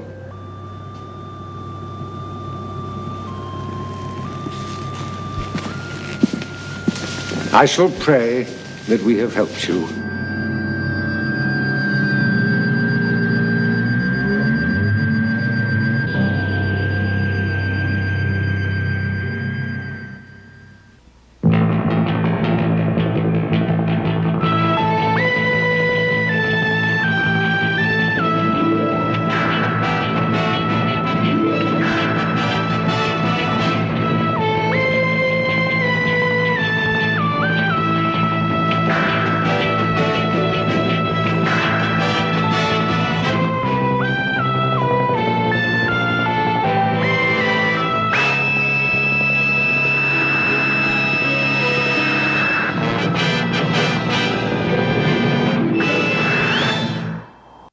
We all go a little mad sometimes. Someone is playing a deadly game. What do you want? Just crazy. Someone who's seen one too many scary movies. Who are you? The question is, where am I? Critics say Scream is clever, hip, and scary. A complete original. The most enjoyable thriller of the year. This isn't a movie. This is life. Scream. Rated R. Starts Friday, December 20th at theaters everywhere. Who gives you raging arcade gameplay, the most authentic sports games, and access to the internet all on your TV. Play games, surf the net, only on Sega Saturn. Taco Bell introduces fajita wraps, a different taste from a whole new place. Cut it up, spice it up, grill it up, wrap it up, mix it up, fire it up, fill it up, tear it up, wrap it up. Sink your teeth into Taco Bell fajita wraps. Marinated grilled steak or chicken and roasted fresh veggies, all wrapped up and ready to rumba. There's nothing ordinary about it. Wrap it up. Hey, hope you guys still like Starlost, man. I just think it's funny, and I will go to my grave on this one. Harlan Ellison, one of the best sci-fi writers ever, and yes, I Have No Mouth and I Must Scream is a phenomenal story. Go find the comic, another great one, and go look and find his episode of The Twilight Zone, Crazy as a Soup Sandwich, and it's also a comic, so check that out.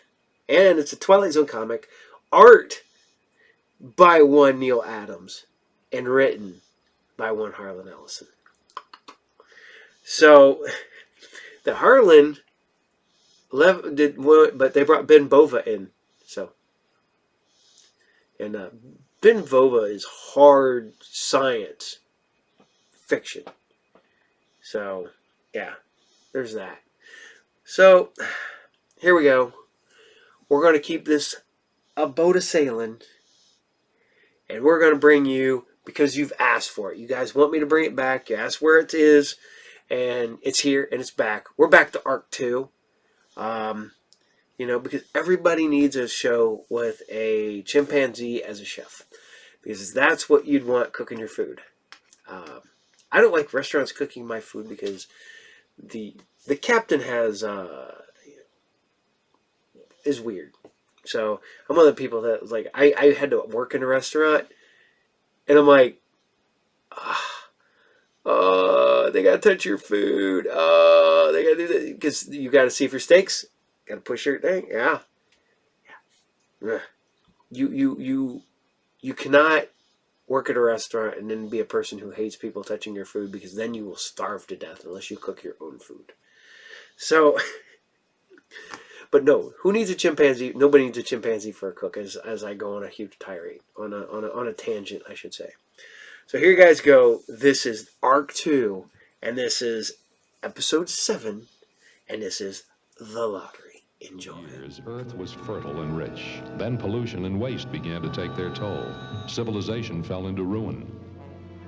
This is the world of the 25th century. Only a handful of scientists remain, men who have vowed to rebuild what has been destroyed. This is their achievement.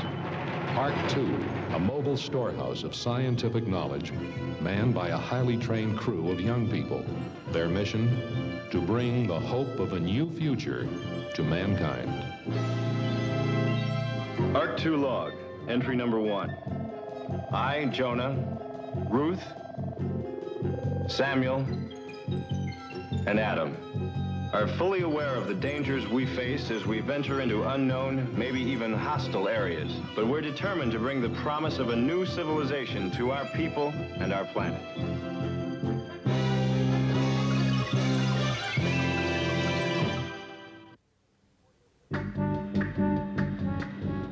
Arc 2 log, entry 1481. We are searching for a once rich community, which squandered its natural resources and is now in trouble. It is located in a valley on the edge of a land known as the Forbidden Zone. The people of the valley are now faced with a serious shortage of food and water. They've taken desperate measures to deal with this. Our mission is to find out what those measures are and to render what aid we can. God, what awful country. I've never seen anything so dry. It makes me thirsty just to look at it. Adam, where's that milk I asked you for? Here it is. Just a second, Adam. Jonah, come look at this.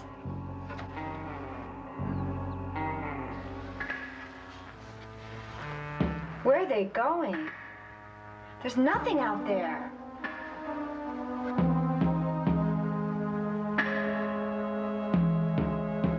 Looks like they have no choice.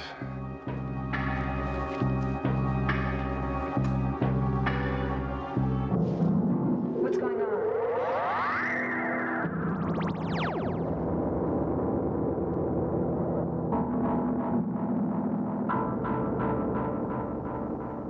I'm not sure. No, I think we found the Forbidden Zone.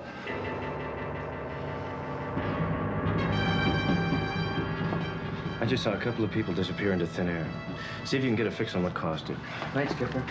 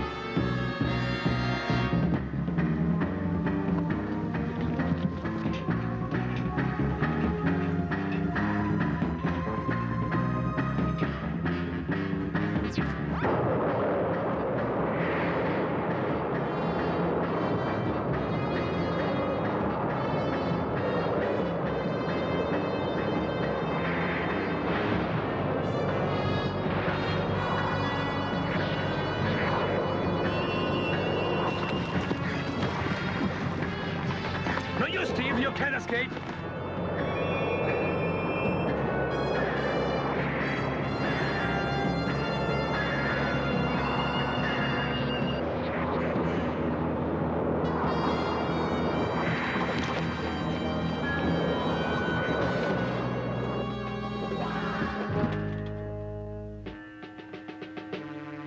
You were flying. What sort of creature are you? A man like yourself. Men can't fly. Man can do anything he sets his mind to do. Yeah, I'm Kane, leader of the valley. Who are you? Let's just say I'm a passing stranger. Why were you chasing the boy? He's a thief, and don't interfere. He broke the law. He must answer for it. What will happen to it? He's got to face the lottery like the rest. I'll be chosen. But wait a minute. What did he steal? Water!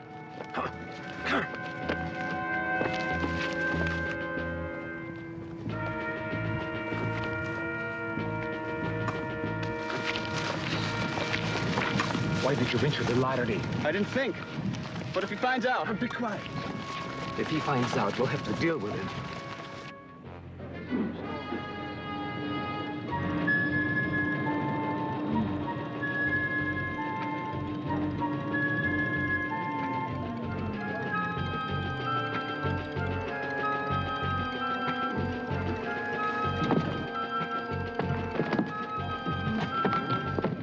Strangers, do you have water?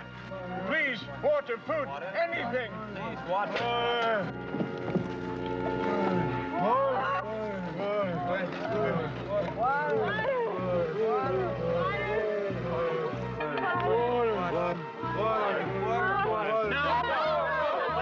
Wait, listen! We'll give you what we can spare. Adam, we need more water. I'll get the food concentrate. Come on.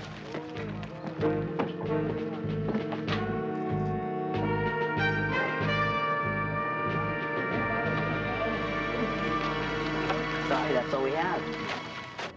I thought you'd be in prison. Why lock me up? Where could I go? Come on inside. I want to know about this.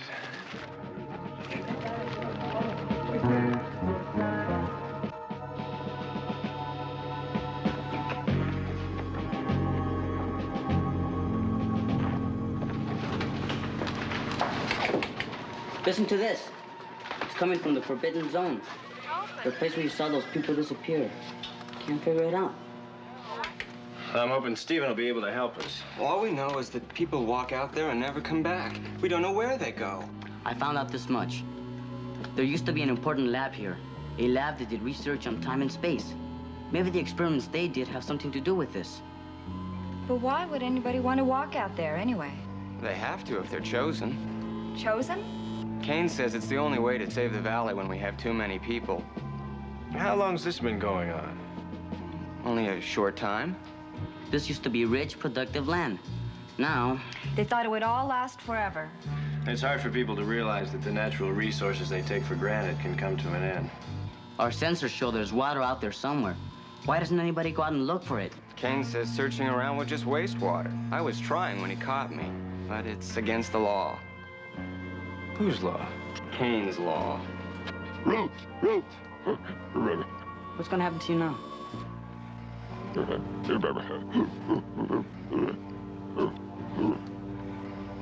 What's with Adam?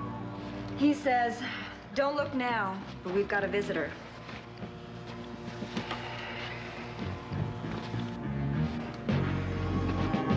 Can we help you? Come on, Steve, it's time. Time for what? Oh, you strangers. You don't know our ways. When there are too many people in our valley for the amount of food and water we have, we must go to the hill to choose those who will be sent to the Forbidden Zone. What's on the hill? The lottery.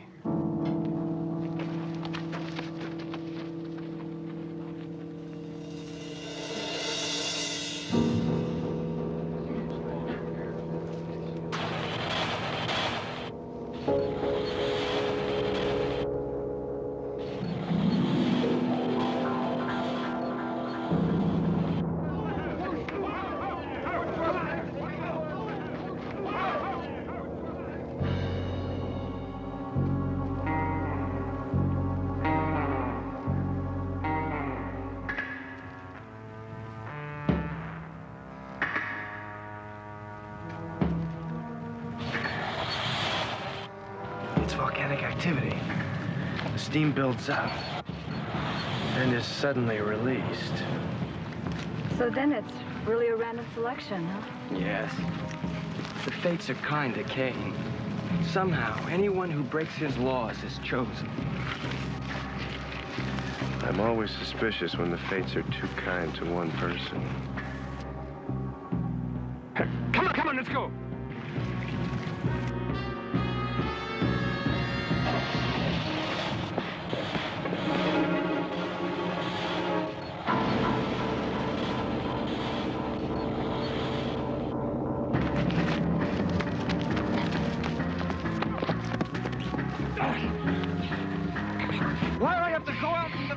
forbidden zone. Just let me go out in the desert.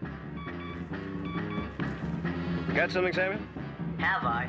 You'll never believe it. Come to think of it, I'm not sure I believe it myself.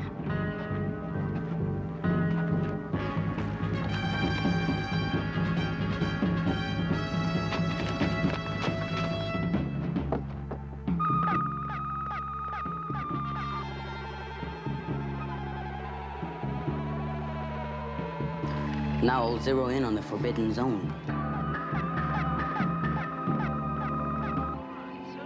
How are we going to get out of here? Help us, please. Who are they? Remember I told you about that old lab that used to be here? Well, their experiments caused a space warp out there. The people that were sent into the forbidden zone are caught in it. They're in another dimension. Well, they seem to be all right. You know, if we could hook up the X-32 antenna with the red laser, we might be able to polarize that field and bring those people back. Two great minds with but a single thought. If we can't let it happen, they'll bring our enemies back. But we're gonna need a lot of power. Do we have enough recycled water to cool the Energizer? I hope so. I turned off everything, including the air conditioning. Good, let's get started.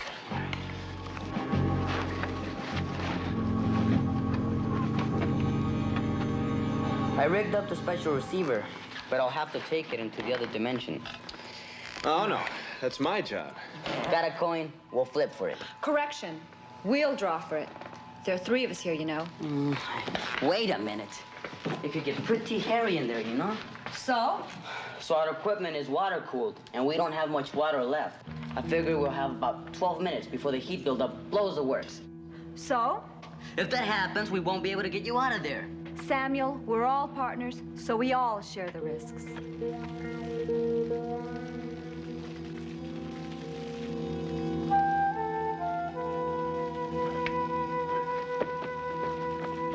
She's right, Samuel. Draw.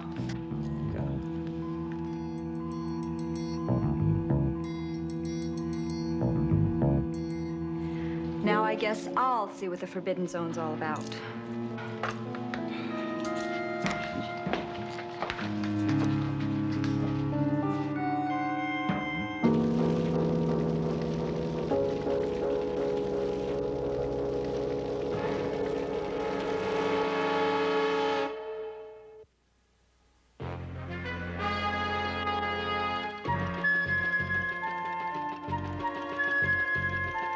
Stephen! Ruth, what are you doing here? I'm going with you.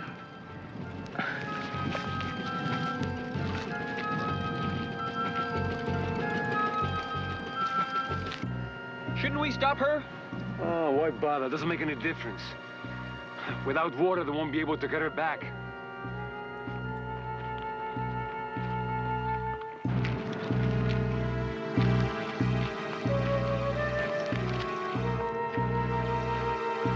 Okay, we're all set. Ruth, do you feel anything yet? Not a thing.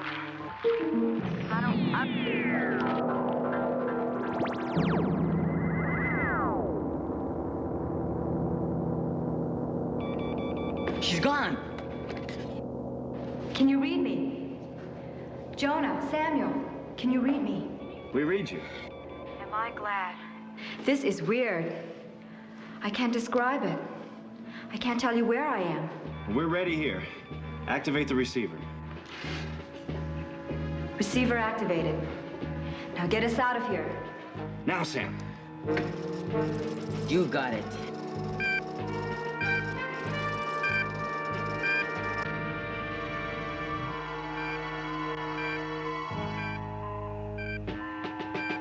There'll be enough power to send the laser beam punching right into that dimensional field at Mark 150.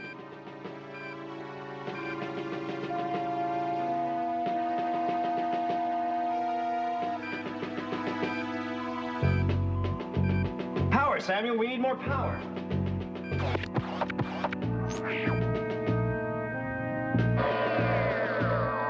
What's going on? What's the matter? We've got a little problem, Ruth. Just hang on. Is everything okay? Yes, don't worry.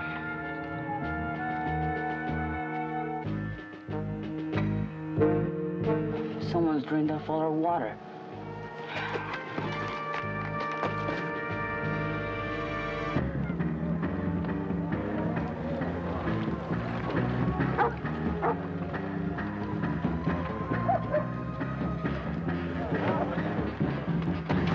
See? Without water to cool our equipment, we'll never be able to get Ruth back. We can find some with the sensors, but it'll take hours if we don't know the direction.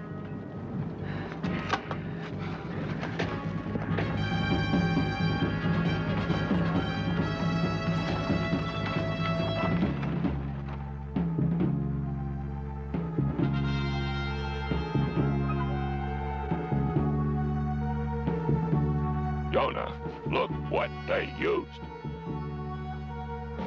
So that's how they rigged the lottery. Whenever they wanted someone chosen, they just sent up a puff of steam. All right, but what about Ruth? Jonah, we need water. I know. Adam, go get a couple of containers. I think I know where to find water now.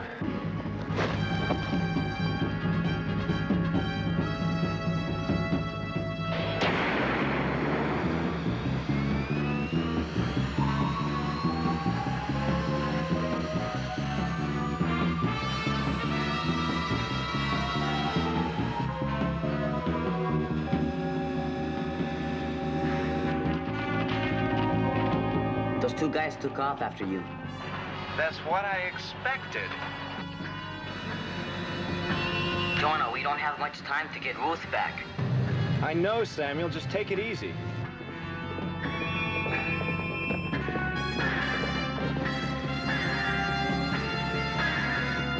Jonah, you sure you know where you're going? Of course I do. Now just think for a second. Why did Borg and Kane chase Stephen out on the desert? Why didn't they just let him go out there and get lost? I'll bite. Why? Because he was heading for something they didn't want him to find. Water. What if he finds out? If he doesn't, it won't do him any good. Jonah, I don't want to push you, but I'm barely holding the equipment together. You got anything?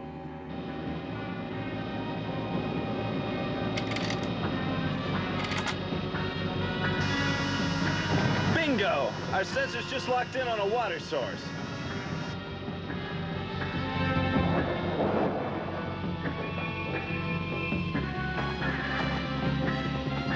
Okay, Adam, take her away.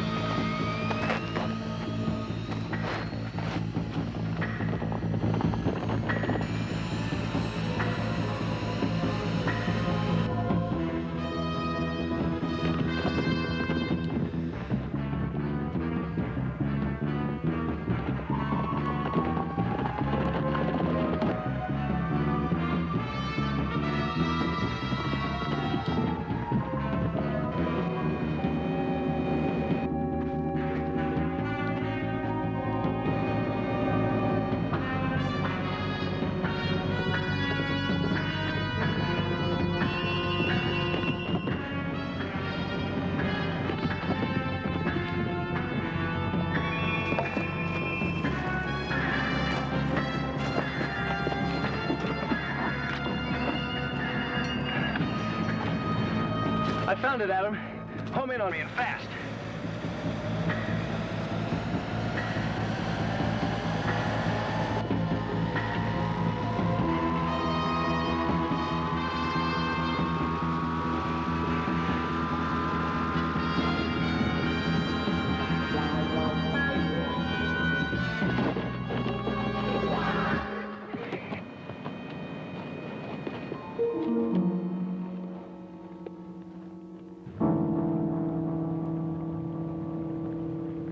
Samuel. Come in, Samuel. I read you, Ruth. I read Your voice is so faint. Samuel, it's fading. I'm trying to punch up this beam, Ruth. We've got 30 seconds. We loaded up the cooler with water, Samuel. Go! Come on, baby. Go for 150.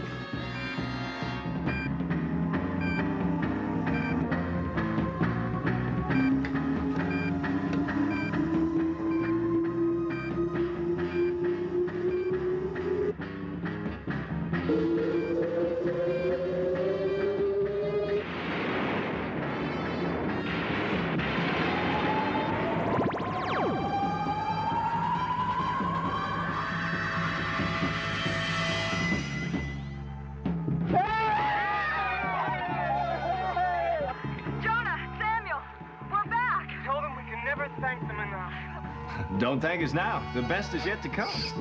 Come on.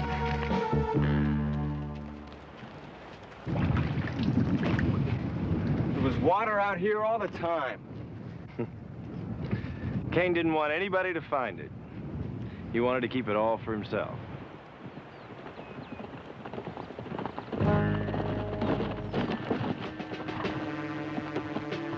Let's put them in the Forbidden Zone. No, wait. Wait a minute. It's not only Kane's fault. You're all guilty. How can you say that? You all should have seen this coming and explored, as Stephen tried to do. You should have planned instead of doing nothing. That's right. And now they're punishing us because we're trying to do something about it. No, because you didn't share. Even though they wasted water, you had the responsibility to share what you'd found. You've all been lucky this time, very lucky. Stephen, you and some of the others go push over that rock.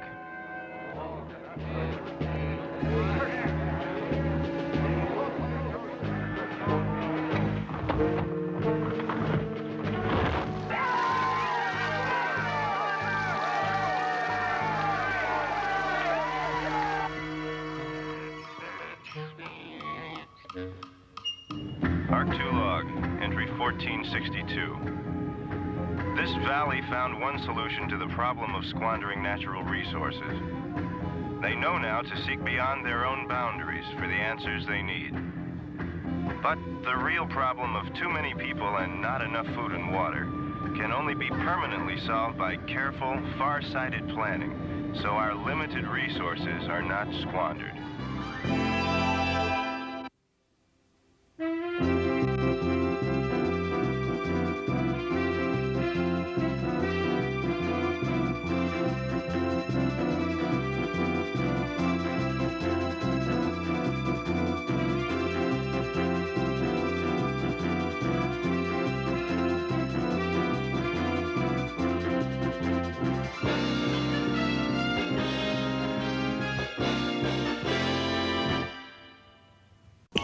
What's this?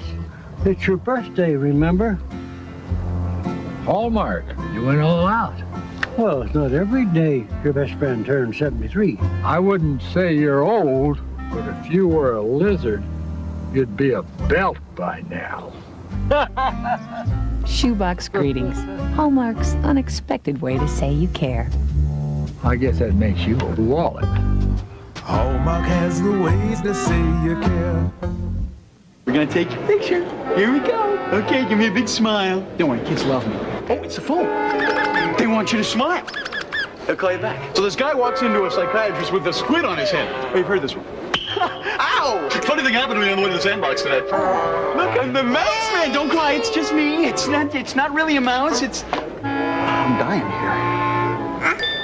You like French fries? You like McDonald's? What did I tell you? Kids love me. How did I make it big? I know how to play the game. I buy real estate, hotels, fancy cars, even railroads, and I take chances. To make it big, uh-oh, you've got to play the game. I'm Monopoly Game. Hey, I hope you guys are still liking Arc 2. I know some of you guys have asked about Earth 2. I don't believe we can air that. I'm working on it. We'll see what I can do. But I don't believe we can air Earth 2. But we're going to try some other ones. I'm going to find some other sci-fi. I know you guys we talked about doing some sci-fi movies. How about some just pilots? See if I'm digging around. I've been finding like the pilots for a lot of series that never came about. So maybe I'll do an all pilot episode one week. Hell, maybe I'll do that next week. I don't know. So, that being said, it's getting to that end of the day.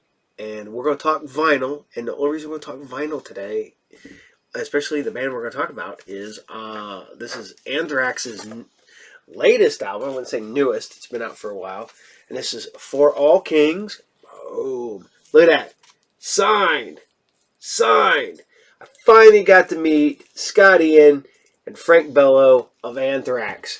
I am a huge thrash guy. Love my thrash metal. Look at that. Boom, Scott and Frankie.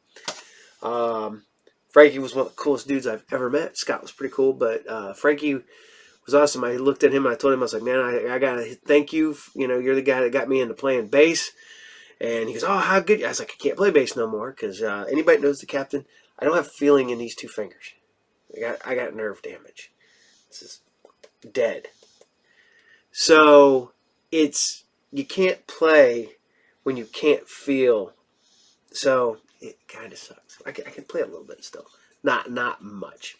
And he's like, oh, man, that sucks. He goes, but man, you need to stay on it. You need to stay on it. Shook my hand probably 5 times. Shook my friend's hand who just was standing there to take a picture.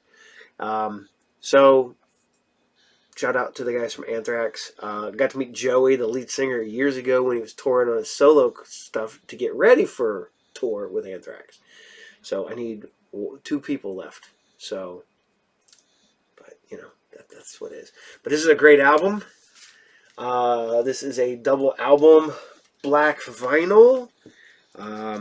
This is, oh no, sorry, not black. This is the purple vinyl. Boom. And purple. Sorry, is my other Anthrax album that is black vinyl. So, man, this is a good one. I got to see this tour. It kicked ass. I'm a huge Anthrax mark. Probably one of my favorite bands from the 80s, 90s, and 2000s. Been a fan since junior high. So I know I'm a almost 50-year-old man who loves music from his youth. That's unheard of. But no, I still like a lot of new music too. I always give stuff a try. I mean, you know, music is music, man. If it's metal, I'll give it a shot. And if I like it, I like it. If I don't, I don't. And, you know, sometimes, even if it's metal, I don't like it. Because, whatever. So, that being said, we'll do the rundown every Monday at 12 noon Eastern Standard Time. Group Therapy TV brings you the best in interviews from people in writing, directing, actors, actresses, paranormal, cryptids. Go back and you find all kinds of stuff on there.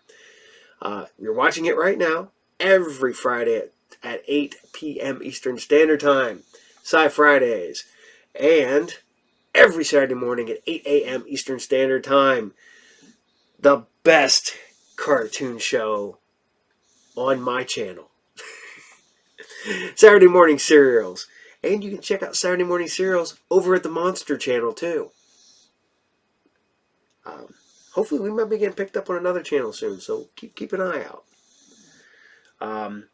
And we are currently working on some designs for some merch. I'm working on talking to some t-shirt production companies right now. And all that fun stuff, because I got 1,000 things to do every day. And that's the way I like it, because it keeps me from going insane. Or I'm insane because it didn't, and I'm just dealing with that internally. I don't know. So, but remember, coming up May 20th, we got the return, we got the first Piqua Night to remember adult prom coming up. And we got live band, we've got raffles and drawings and all kinds of stuff going on. Remember that. And the return of PiquaCon to the now renamed Piqua Center Mall at the June 4th. I'm looking to get some really cool guests. I'm talking with more stuff. I'm negotiating left and right, people. Negotiating. So, as I slowly go crazy. Alright, so I'm going to tell you guys farewell, auf Wiedersehen, goodbye. I will see a lot of you in the morning. And you guys are all great. Take care. Love you all. And see you there. Captain out.